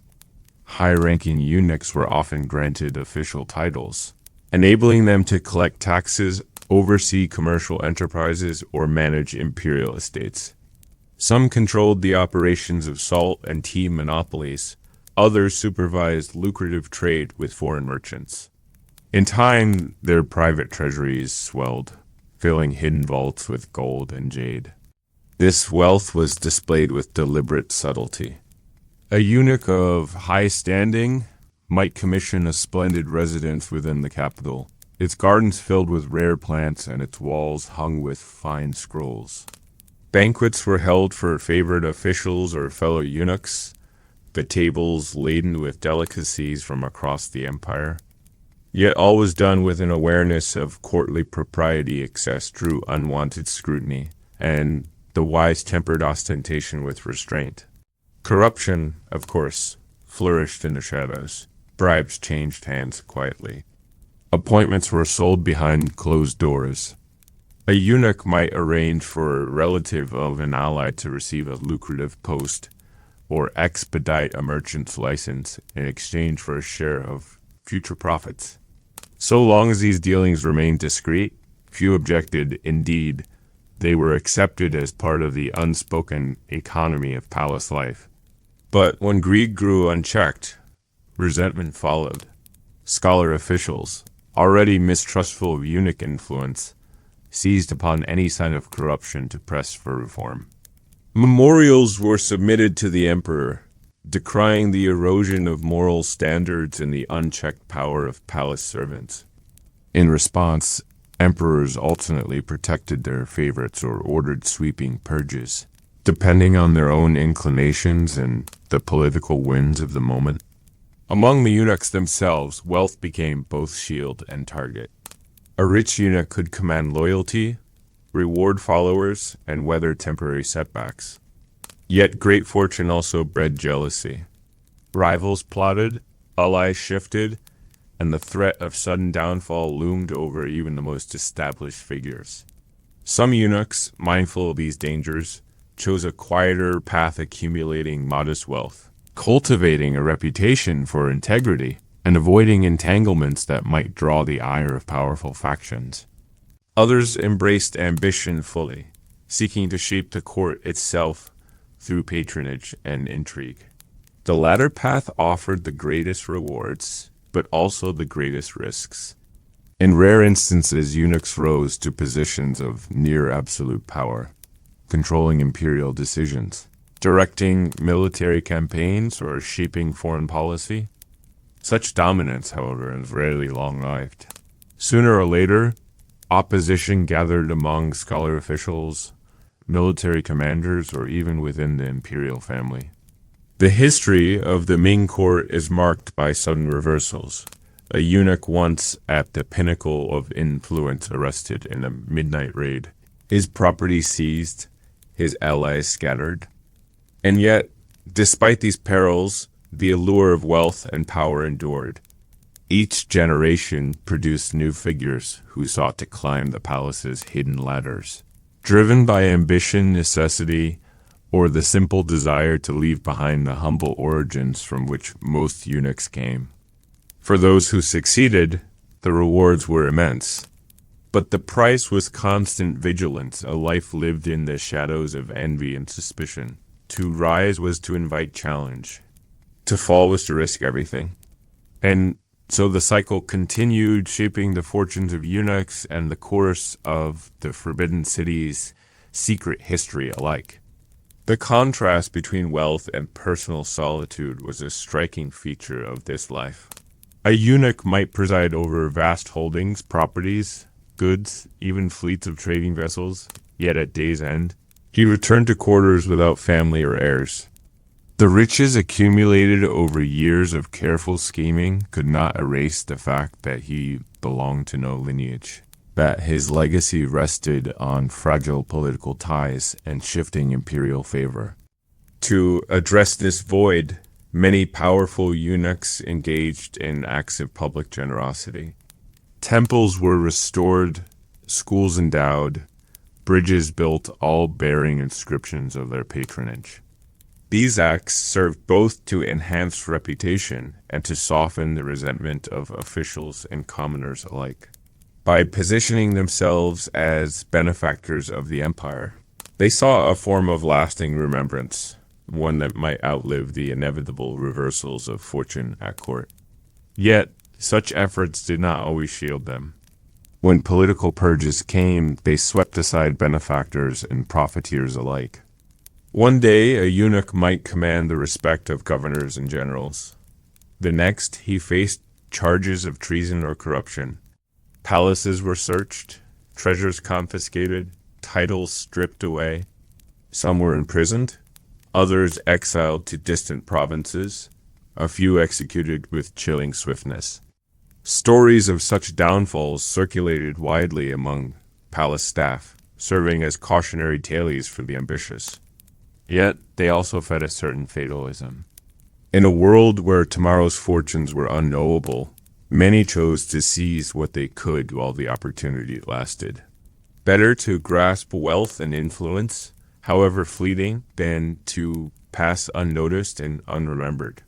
This pursuit shaped the very rhythms of palace life. Markets outside the Forbidden City thrived on the patronage of eunuchs seeking rare goods. Jewels, antique scrolls, fine ceramics, all found ready buyers among those eager to display their status. Even the arts were influenced, as eunuch collectors commissioned works from celebrated painters and calligraphers. In this way, the cultural legacy of eunuch wealth extended far beyond the palace walls. Of course, not all viewed these developments with approval. Among the Confucian elite, the rise of wealthy eunuchs was seen as a distortion of proper order. They argued that power should rest with scholar officials, guided by virtue and learning, not with palace servants enriched by intrigue. Their protests echoed through the memorials of the time, though emperors benefiting from eunuch loyalty often turned a deaf ear. Within the eunuch community itself, wealth was a source of both admiration and division. Some respected those who had climbed so high, viewing them as proof that greatness could be achieved even from humble beginnings. Others resented the arrogance and excess that often accompanied great fortune. Jealousies flared, alliances shifted, and the cycle of rivalry and revenge was fed anew. In quieter moments, a wealthy eunuch might reflect on these realities. Surrounded by the trappings of success, silks, artworks, loyal retainers, he might still feel the weight of isolation. The knowledge that his position rested on the fragile foundation of imperial whim. And in the deepest hours of the night, beneath the shadowed beams of his private chambers, he might wonder how history would remember him. As a builder of temples, a corrupter of court, a figure of power, or merely one more name whispered in the dark corridors of the Forbidden City. Chapter 10. The Eunuch's Family. A life without lineage in a society so deeply rooted in family, clan, and ancestry. The life of a eunuch stood in stark contrast to the ideals of the world outside the Forbidden City's walls. From the moment he underwent the operation that marked his entry into service, a eunuch was severed, not only physically, but symbolically from the traditional path of Chinese manhood. Without wife or children, without the ability to offer sacrifice at his ancestors' graves, his place in the social fabric was altered forever. This absence of lineage weighed heavily upon many eunuchs. especially those from backgrounds steeped in Confucian ideals. In that worldview, filial piety was paramount to honor one's ancestors. To produce heirs to maintain the family line, without descendants, a eunuch became, in a sense, an orphan to his own family, a man adrift, with no branch extending from the family tree. For some, this loss led to estrangement. Families might accept the payments or benefits gained from a son's service, but they also harbored a quiet shame, speaking little of the relative now confined to palace life. A eunuch might send letters home, gifts purchased from his earnings, yet receive few replies. On festival days and ancestral rites, he knew his place was empty at the family table. Others found ways to maintain tenuous ties. A particularly successful eunuch could elevate the fortunes of his relatives, arranging for official appointments, sending wealth to ease the burdens of parents or siblings. In this way, he sought to fulfill filial duties through indirect means. Some families, softened by such gestures, offered cautious gratitude, though the distance between the eunuch and him remained. Within the palace itself, eunuchs created surrogate families to fill the void. Older eunuchs might adopt promising juniors as protégés, passing on hard-won knowledge and offering protection in return for loyalty.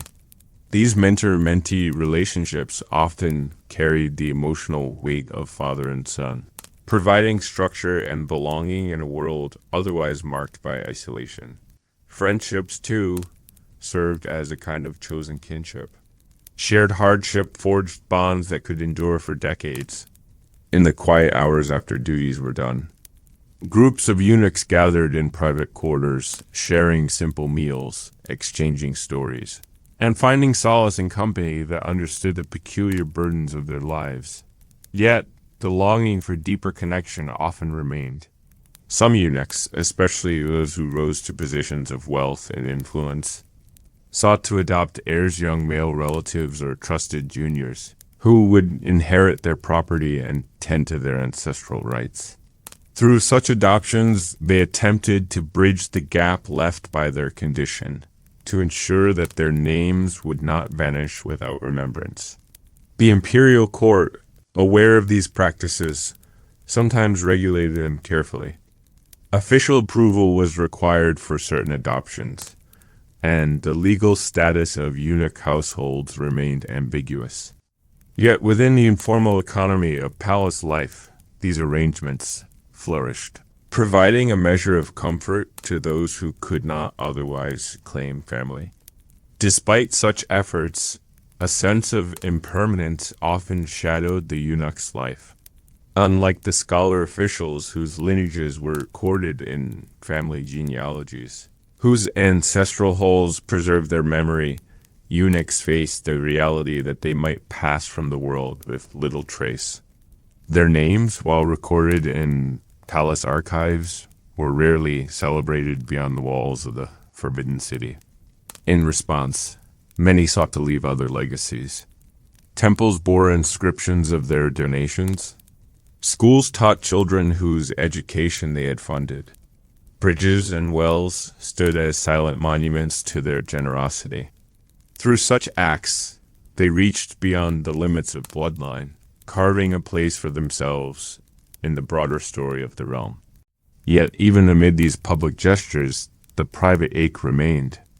On festival nights, when the city beyond the palace shimmered with lanterns and families gathered to honor ancestors, eunuchs sat quietly in their chambers. The laughter of kin, the warmth of shared memory, these were sounds they heard only in dreams. And so, in a life marked by service and sacrifice, the eunuch's greatest loss was often not power, not pleasure, but the simple bond of family, a bond that no rank, no wealth, no imperial favor could ever fully restore. This emotional void shaped not only the personal lives of eunuchs, but also their social lives within the Forbidden City. The absence of children or wife made their existence fundamentally different from those around them. While other men raised sons to carry on their names, a eunuch could only invest in his own survival. Though they were often surrounded by people, the deep, nurturing connections that sustained others were foreign to them. This sense of loneliness was occasionally acknowledged by the higher ranks. Occasionally, a favored eunuch might enjoy a rare moment of companionship with the emperor, who saw in his trusted servant a reflection of his own imperial authority. In such moments, there was a fleeting sense of recognition, as though both parties understood the deep sacrifices made in the name of power. Yet these moments were brief, and the eunuch was soon left alone with his thoughts, the weight of his unique existence pressing down upon him once more. Occasionally, a eunuch might take comfort in the camaraderie of his fellow servants, whose lives were similarly marked by duty and separation. These bonds of service, though forged in shared hardship, often lacked the warmth of true familial connection. Even among the most loyal companions, the knowledge that none could truly share his burden of loss loomed large. The eunuchs who survived in the Forbidden City did so in part because they had learned to accept this isolation as part of their destiny. Yet for all the inner sorrow, many eunuchs found ways to endure. They carved meaning from the structure of their work, immersing themselves in their duties, refining their roles, and finding satisfaction in the meticulous care that palace life required. In this sense, the palace itself became both a refuge and a prison, a place where the eunuchs could immerse themselves in ritual and order, but also a space that continually reminded them of their position, their sacrifice, and the lack of a future that stretched beyond the walls of the Forbidden City. Those who rose to positions of power within the palace often found ways to replace the familial bond with something like surrogate relationships. Older eunuchs adopted younger ones, instructing them not only in palace procedures but also in the emotional survival tactics that came with service. In turn, the younger eunuchs, eager to secure their own future, attached themselves to powerful mentors, forming bonds based on loyalty, protection, and shared goals.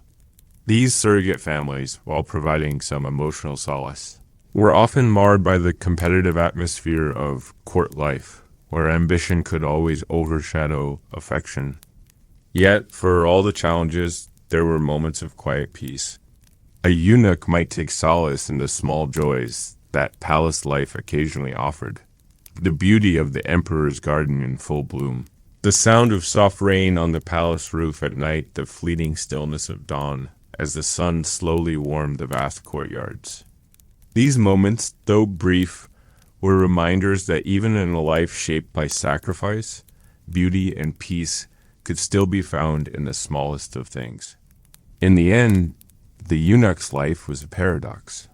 It was one of great responsibility, immense influence, and significant personal sacrifice. They played a key role in the operation of one of the most powerful empires in history, yet their own legacy was never fully their own. They could serve, protect, and advise, but their personal narratives were bound by the very structure they helped to maintain. In a world where family was the cornerstone identity, eunuchs existed in a unique limbo tied to the court, yet untethered to the traditional markers of identity that defined other men. As the years wore on and emperors rose and fell, many eunuchs found themselves trapped in an unchanging loop, forever caught between duty and desire, ambition and regret. They remained at the heart of power, yet always apart from it, servants of the dragon, but never fully part of its bloodline. And for those who served the emperor in silence, day after day, the question remained, how much of oneself could be given in the name of service before nothing was left to return? Chapter 11. Inside the Emperor's Court. Luxury. Intrigue. In isolation, the Emperor's Court was a world of extreme contrasts.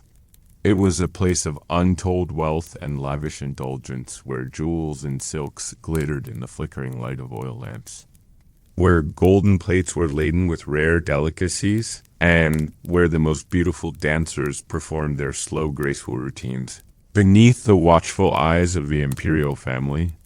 But it was also a place of silent tension, where power was always in flux, and where the most seemingly inconspicuous movements of the emperor's hand, of a eunuch's bow, of a concubine's glance, could carry immeasurable weight.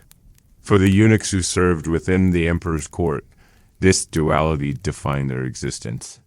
To be in the emperor's presence was both an honor and a delicate balancing act. On the one hand, it granted access to the most powerful man in the empire, the very heart of the imperial machine.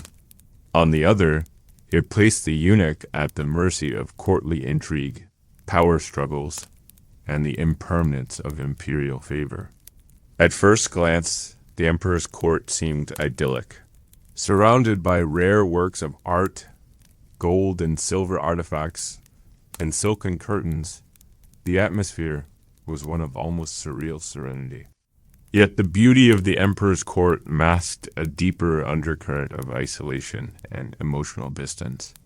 The emperor, despite his exalted position, was often a solitary figure, surrounded by advisors, eunuchs, and concubines, but never fully known by any. His desires were often influenced more by political necessity than personal affection, and the eunuchs, ever loyal, could never truly bridge the gap between themselves and the figure they served. Though eunuchs might have had the closest access to the emperor, they remained, by nature, outsiders, servants whose power was defined only by their proximity to the throne. The emperor's immediate family, his consorts, and his courtiers all moved with their own agendas, forging alliances, nurturing rivalries, and influencing the emperor's decisions in ways that were often invisible to those who served in the outer chambers. In this environment, the eunuchs learned quickly that their influence depended not just on loyalty, but on the delicate art of favor. The emperor's consorts, particularly the empress, wielded significant power within the palace, though they were not as directly involved in political affairs as the emperor's ministers. Their ability to influence the emperor's moods and decisions was undeniable. Eunuchs who served close to the emperor had to navigate this complex web of relationships, working with the consorts and their entourages while maintaining the delicate balance of loyalty to the emperor. The consorts were often rivals themselves, each seeking to secure her position by bearing the emperor's children, or by charming him with beauty, wit, or political acumen. The eunuchs, as intermediaries between the emperor and his consorts, had to tread carefully, listening for subtle shifts in tone, watching for the smallest signs of favor or disfavor. Within this world of luxury, the eunuchs also served as keepers of the emperor's most intimate rituals. They assisted in the preparation of the emperor's robes, attended him during his private meals, and made sure that every ceremonial detail was carried out to perfection. These daily tasks, while mundane, were of the utmost importance. The emperor's life, after all, was a series of rituals, each bow, each step, each gesture carefully choreographed to maintain the grandeur of the empire. And the eunuchs, ever watchful, ensured that these rituals were preserved, not only to honor the emperor, but to maintain the sacredness of the imperial institution itself. Despite the outward splendor, the eunuchs who lived within the emperor's court often found themselves trapped within a paradox. On the one hand, they were close to the highest circles of power, granted privileges and access that others could only dream of. But on the other hand, they were bound by their duty, their identity defined solely by their service to the emperor. They could walk the corridors of power, but they could never truly claim it as their own. Their wealth, their influence, everything was transient, resting on the shifting sands of imperial favor. For those who rose to the highest ranks, this life became an intricate dance between loyalty and self-preservation. The emperor's court was a place where emotions were muted, Alliances forged in whispered words, and fortunes could be lost in a heartbeat. Eunuchs who enjoyed long years of service learned to read the emperor's moods and those of his closest advisors, knowing that a misstep could bring about their fall. They became experts in the art of silence, sometimes listening for what was not said, observing for what was not shown. To serve the emperor meant embracing a life of calculated detachment, where personal desires were subsumed beneath the weight of duty. And yet, there were moments of fleeting connection moments when the eunuch might share a quiet, unspoken bond with the emperor, a fleeting glance of understanding. These moments were rare, but for the eunuchs who served the dragon, they were priceless. For in that brief moment, the eunuch was not just a servant, but something more, a trusted confidant, an essential part of the emperor's world. But such moments of connection were rare, and even the most trusted eunuchs knew that the reality of their position would always return. In the grand scheme of imperial power, they were still fundamentally servants. Despite any fleeting sense of camaraderie with the emperor, their role was defined by duty and the ever-present uncertainty of the emperor's favor. To hold such a position of power within the Forbidden City, even for a moment, was a fragile thing. A miscalculation, a failed assignment, or the shifting winds of political fortune could all lead to a swift downfall.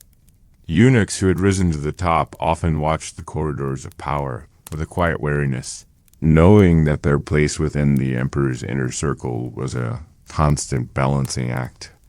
Emperors themselves could be unpredictable.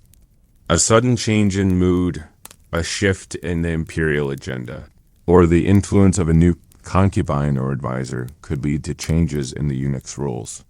Some emperors were more benevolent, understanding the value of their eunuchs and granting them greater power. Others were more suspicious, seeing the power and influence of eunuchs as a potential threat to their own rule. Eunuchs who served in the emperor's court were trained to read these subtle shifts, to anticipate and react with careful strategy. Yet even the most skilled eunuchs could never predict the emperor's every whim. The intricate dance of power was always subject to forces beyond their control. Forces that often operated in the shadows, subtle but potent. This uncertainty made the life of the eunuchs at court particularly emotionally taxing. Though they might enjoy moments of closeness with the emperor, they knew that such moments were temporary, existing only as long as they maintained their position. Behind every gesture of kindness, every word of praise, was the awareness that such things could be taken away in an instant. But it was not just the ever-present risk of imperial favors slipping away that made life in the emperor's court isolating. The palace itself, for all its beauty, was an insular world. The eunuchs' lives, shaped by ritual and duty, were separate from those of other men. Their role required them to remain close to power, yet forever distanced from it in a way that other palace officials were not. The scholar officials, military leaders, and ministers could maintain family ties, have sons to carry on their legacy, and possess some measure of independence. The eunuchs, however, could only ever hope to preserve their place within the emperor's favor. Anything more was beyond their grasp. Their daily life within the emperor's court was also marked by constant surveillance, not just from higher-ranking officials, but also from each other. Eunuchs learned quickly that trust, while essential, was also a commodity to be traded and managed with care. Gossip, rumors, and subtle betrayals were as common as the silk robes they wore. Alliances shifted as quickly as fortunes did. The emperor's court was a place where even the smallest interaction, an innocent remark, a hesitant gesture, could be misinterpreted and used as leverage by those seeking to climb the ladder. And yet, despite all of this, there were those rare moments when the eunuchs found solace in the rituals of their work. When they assisted the emperor with his morning prayers, when they helped him dress in the robes that symbolized his imperial power, or when they stood silently as he partook in his private meals, the eunuchs could momentarily forget the tangled web of courtly intrigue that surrounded them. In these moments, they might remember, however briefly, the human connection that had brought them to this point.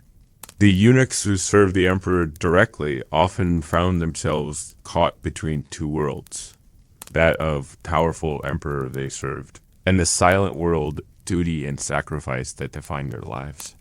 They could be at the very center of the empire, yet always on the periphery of the larger social and political structures. In a world where family was the ultimate source of power, they remained childless and without the comfort of blood ties.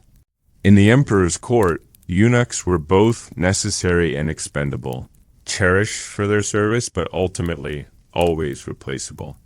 No matter how great their loyalty, no matter how deeply they were trusted, they would always remain at the mercy of forces larger than themselves. And in the quiet hours of the night, when the courtyards fell still and the emperor slept, these eunuchs might reflect on the complexity of their lives, the power they wielded, and the price they paid for it. Chapter 12, Punishments and Purges. The price of ambition. In the world of the Forbidden City was both a gift and a curse. Eunuchs who achieved a high status did so through loyalty, cunning, and hard work. Yet, like all who played the game of power, they were never free from the looming shadow of retribution. Within the grand palace, a eunuch's rise to prominence was never guaranteed to last. The very nature of court life ensured that, at any given moment, their fate could be upended by betrayal, rivalries, or the emperor's unpredictable moods. Court purges were a grim reality in the Forbidden City. These were not just political changes. They were personal catastrophes. Eunuchs who had once basked in the emperor's favor could find themselves accused of corruption, disloyalty, or worse. The toll of such purges was severe. Those who were once in power or cast aside, their wealth confiscated, their influence erased, and their lives often extinguished. The process was swift and brutal. No eunuch, no matter how high his position, was immune to the emperor's sudden shifts of favor. Purges were not always the result of external pressure. Often, they stemmed from internal power struggles within the palace. One faction might rise to prominence and begin to challenge the power of the eunuchs who had previously been dominant. Allegiances shifted quickly, and old alliances crumbled under the weight of new ambitions. Eunuchs, who had spent their lives building networks of loyalty and power, suddenly found themselves exposed, vulnerable to the manipulations of those seeking to take their place. In many cases, the accusations leveled against fallen eunuchs were vague, constructed to justify their removal from court. Charges of corruption were common, though rarely substantiated. Eunuchs who once commanded great wealth could be accused of exploiting their position for personal gain. Some were even accused of poisoning rivals or engaging in treasonous activities. These charges, however unfounded, were enough to bring ruin. For those who survived the purges, life in the Forbidden City became an exercise in careful navigation. Their survival often depended on a delicate balance of loyalty and discretion. A eunuch who had once been trusted with the emperor, as most intimate secrets, might find himself caught in the middle of a shifting tide. The loyalty of the emperor was fickle, and even the most reliable servants could find themselves on the wrong side of court politics. A eunuch who survived one purge was often wary of making the same mistake again. The lesson was clear. Those who sought power too openly, who became too visible in their ambition, were the first to fall. But eunuchs who played the game too carefully risked being ignored or sidelined, their influence eroded by inaction. For many, the question was not whether they would rise or fall, but when and how badly they would fall. Punishments, when they came, were often swift and brutal. Those who fell from grace might be stripped of their rank, their wealth taken, and their name erased from the emperor's records. Some were exiled to remote provinces where they were forgotten by history. Others were thrown into the palace's dungeons, left to languish in obscurity. And for the most unfortunate, the punishment was death. Execution was not uncommon for those who had once been trusted, but had betrayed the emperor's confidence. The emperor's will was absolute, and those who fell out of favor quickly learned the consequences of their misstep. Despite the harshness of the purges, the eunuchs who survived learned to navigate the ever-changing landscape of the palace. They became masters of subtlety, of staying just out of sight while still maintaining influence. They knew that in the Forbidden City, power was never fixed. It shifted constantly, like the currents of a river. Those who failed to adapt were swept away. Yet even within this world of power struggles and sudden reversals, there was a certain wisdom in the eunuch's survival. They understood, perhaps better than anyone, that loyalty to the emperor was paramount, and that in the game of court politics, survival was often the greatest achievement. Those eunuchs who survived the purges, the betrayals, and the shifting tides of imperial favor learned to adapt in ways that kept them not only alive but relevant. They developed an understanding of the fine line between loyalty and obsequiousness. And they perfected the art of remaining indispensable without overstepping. It was a careful dance, a series of calculated gestures, ever mindful of the emperor's moods, the power of concubines, and the whispers of ministers. For many eunuchs, survival was not about rising to the top, but simply remaining in favor long enough to hold on to what they had. Wealth and influence could be fleeting, but a quiet, low-profile existence at court could be just as effective. Over time, these eunuchs learned to keep their ambitions hidden, offering their expertise and loyalty without drawing too much attention to themselves. Some who fell from grace returned, though rarely to their former heights. If they were fortunate, the emperor might have a moment of mercy or recall an earlier favor. But even then, their positions were never fully restored. They became shadows of their former selves, more cautious, more aware of the precariousness of their role. Those who managed to claw their way back into favor understood that the emperor's whims could turn once again, so they lived in constant vigilance, awaiting the next change in court politics. The price of ambition was never paid only in public purges or the loss of wealth. Eunuchs who were ousted faced personal shame that lingered long after their fall from grace. They became figures of gossip, their names spoken in hushed tones as a warning to others.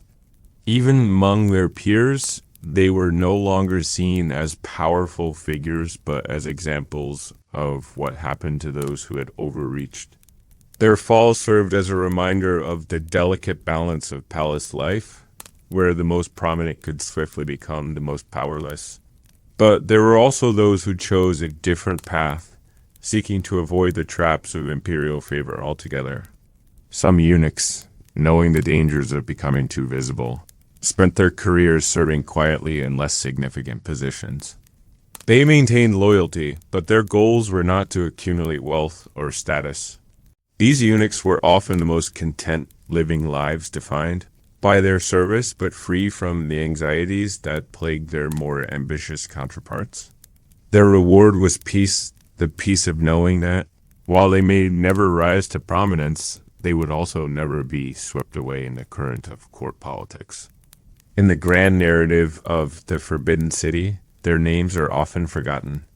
But for those who chose this quiet path, their contribution was no less significant.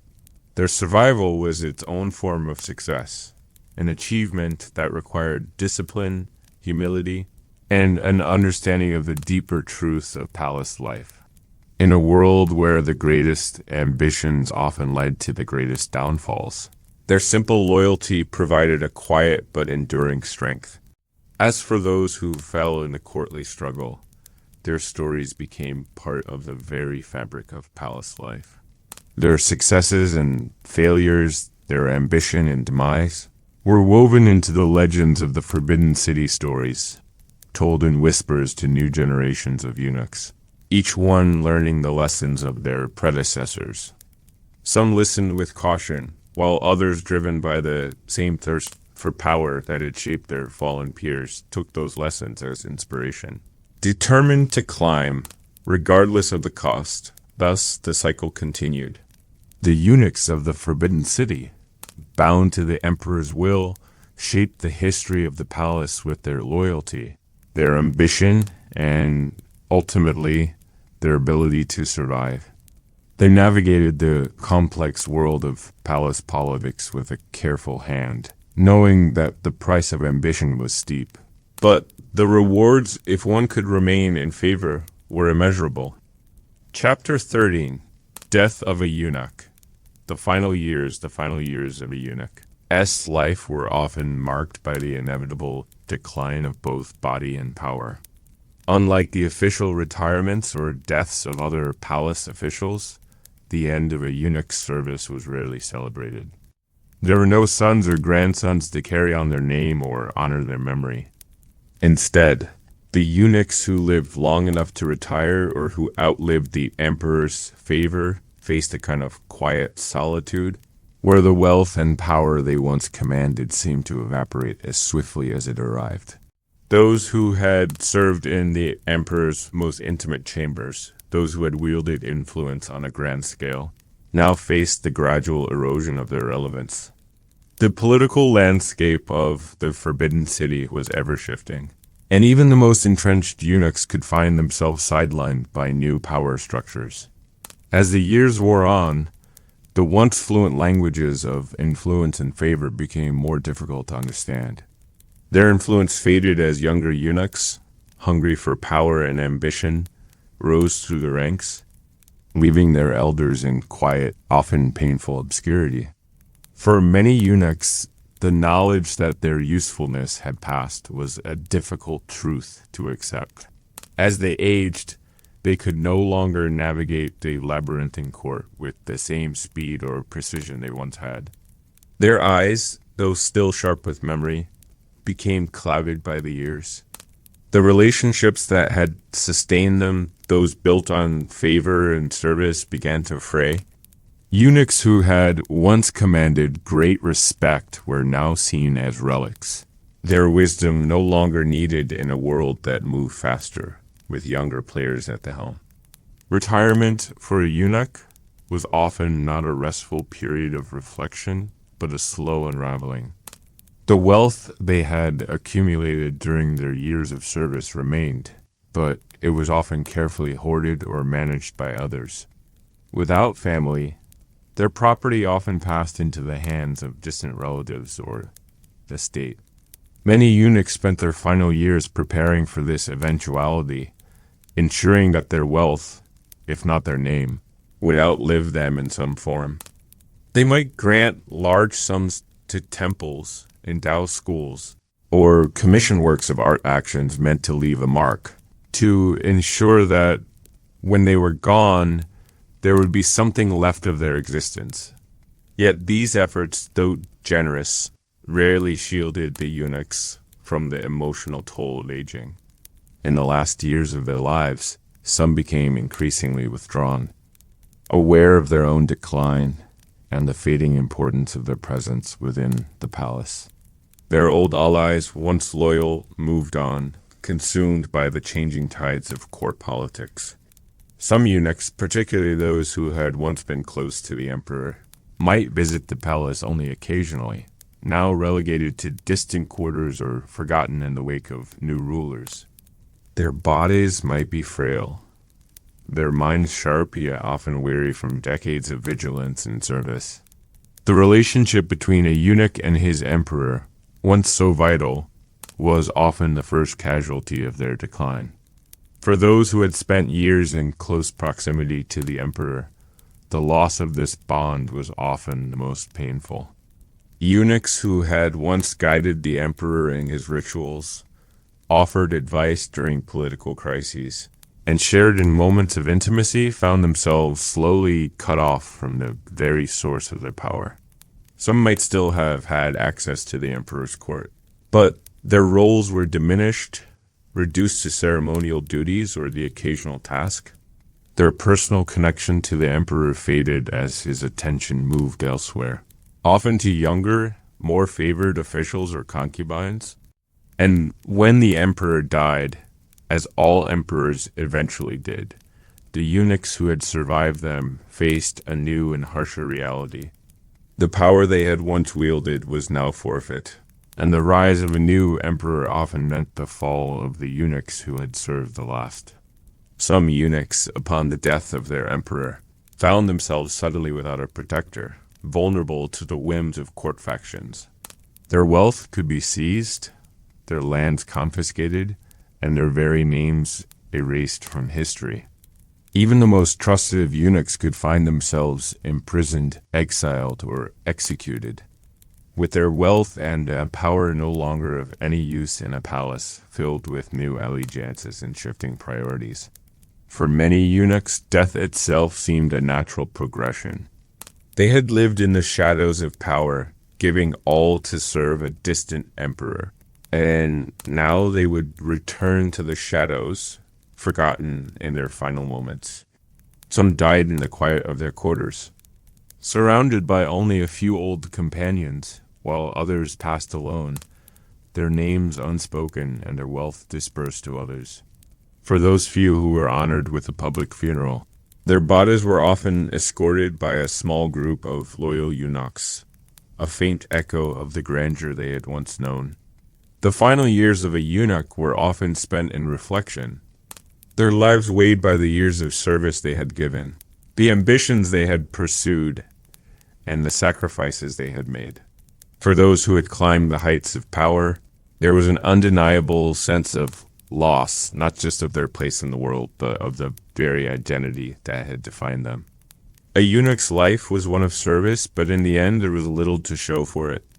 Their names faded from the record, their legacies often slipping away as courtly affairs and history continued to turn without them. In the final days of a eunuch's life, the realization dawned slowly, but inevitably. The emperor they had served with such loyalty, the court they had worked tirelessly to navigate, would carry on without them.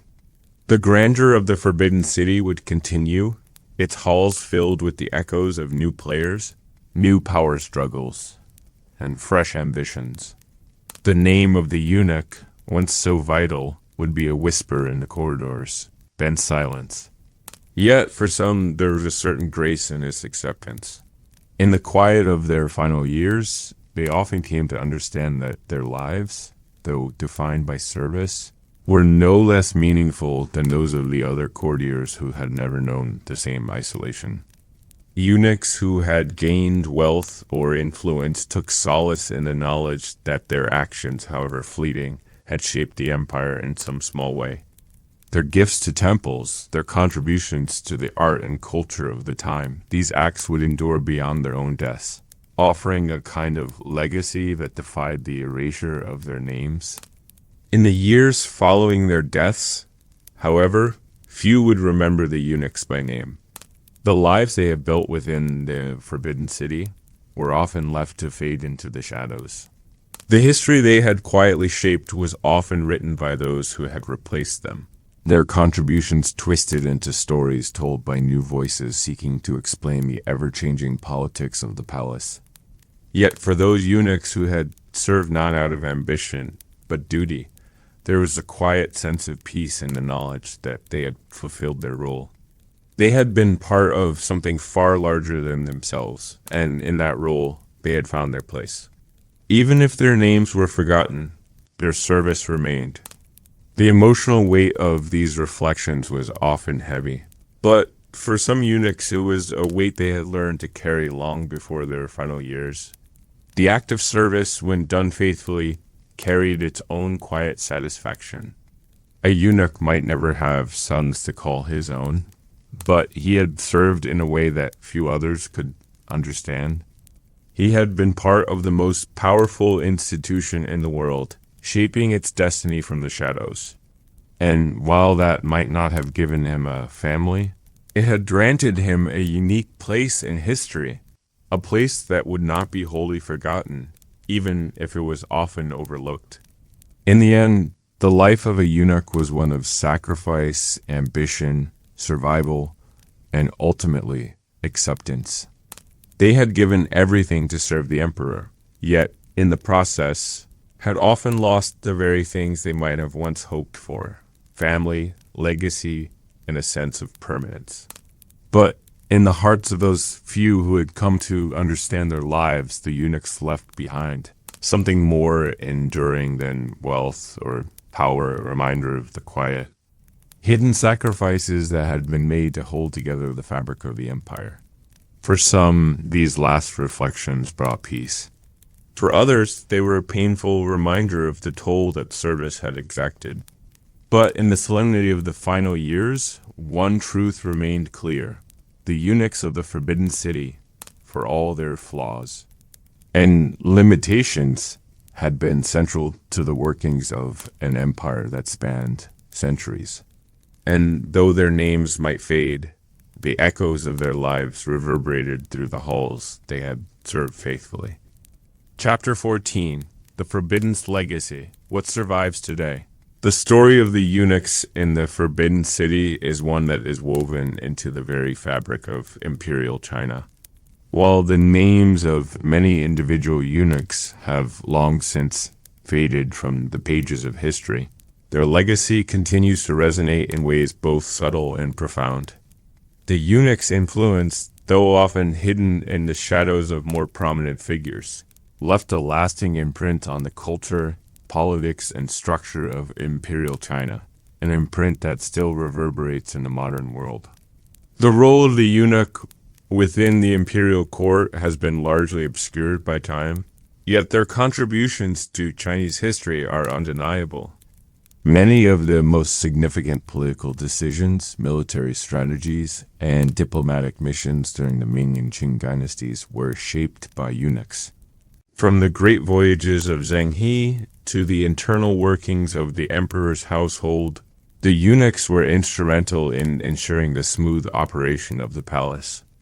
Their roles were complex, ranging from overseeing the imperial harem to managing the emperor's finances, and their influence reached far beyond the walls of the Forbidden City. However, their legacy is not confined solely to the palace's operations. Eunuchs, especially those who accumulated wealth and power, became patrons of the arts, commissioning the creation of some of China's most treasured cultural artifacts. Their wealth fueled the growth of certain industries, supported religious institutions, and funded the construction of various architectural marvels throughout the empire. Many of the temples, bridges, and public works that remain today can be traced back to the influence of eunuchs, who sought to leave their mark on the world beyond the palace walls. Despite their unique position within Chinese society, eunuchs were often relegated to the background of history. Official records tended to focus on the deeds of emperors, generals, and scholars, leaving little room for the eunuchs who played pivotal roles in court life. The records that do exist are often written from the perspective of those who sought to discredit the eunuchs, reflecting the deep mistrust that the scholar official class had toward them. Yet in modern times, there has been a renewed interest in the eunuchs of the Forbidden City, as scholars and historians seek to better understand their role in shaping the empire. Through archaeological discoveries, historical texts, and the study of court records, a more nuanced picture of the eunuchs' lives is beginning to emerge. They are no longer seen solely as the faceless servants of the emperor, but as complex individuals who navigated a world of shifting alliances, subtle power struggles, and ever-present danger. One of the most enduring legacies of the eunuchs is their impact on Chinese literature and the arts. Many eunuchs were accomplished writers, poets, and scholars, and their works have survived for centuries. Some eunuchs even served as patrons of the arts, commissioning paintings, sculptures, and calligraphy that are now considered masterpieces. These cultural contributions, though often overlooked, are a testament to the eunuch's intellectual and creative capacities. Another aspect of the eunuch's legacy is the way they have been mythologized in Chinese folklore and popular culture. Throughout the centuries, their lives have been reinterpreted in novels, films, and television series, often portrayed as tragic figures caught in the web of courtly politics. These depictions, though fictionalized, reflect the deep intrigue and fascination that the eunuchs' lives continue to evoke in the public imagination. Today, the legacy of the eunuchs lives on in the very structures they helped build. The Forbidden City itself stands as a testament to their labor, their sacrifices, and their quiet influence. As a UNESCO World Heritage Site, it continues to attract millions of visitors each year, many of whom walk through its halls without fully understanding the complex history that underpins the palace. The ancient walls, courtyards, and halls remain as silent witnesses to the eunuchs who once moved through them, shaping the course of Chinese history from the shadows. The eunuch's legacy also lives on in the cultural practices they help sustain. From the rituals and ceremonies of the imperial court to the art of palace management, many aspects of traditional Chinese culture can be traced back to the eunuch's influence. Their meticulous attention to detail, their sense of duty, and their ability to navigate the complexities of court life shape the traditions that continue to influence Chinese society today. While the eunuchs of the Forbidden City are no longer part of the living history of China, their influence can still be felt in the world around us. Their lives, their struggles, and their contributions are woven into the rich tapestry of China's past, offering insight into a period of history that continues to captivate the imagination. The legacy of the eunuchs is not one of power or glory, but of quiet influence, unwavering loyalty, and sacrifice. And as we look back on their story, we begin to understand the depth of their impact on the world they helped shape, a world that, in many ways, continues to shape us. The eunuchs of the Forbidden City, though largely forgotten by history, played an essential role in the empire's rise and fall. Their legacy endures not only in the grand structures they helped create, but also in the subtle ways their service shaped the course of Chinese culture. Today, the surviving remnants of their contributions remain visible in the art, architecture, and literature of the past, and their story continues to resonate with those who seek to understand the intricacies of imperial China. The quiet but essential roles that eunuchs played in maintaining the stability of the empire serve as a reminder of the complexities of court life. While the emperors, generals, and scholars dominated the public eye, it was often the eunuchs who ensured that the wheels of power continued to turn smoothly behind the scenes.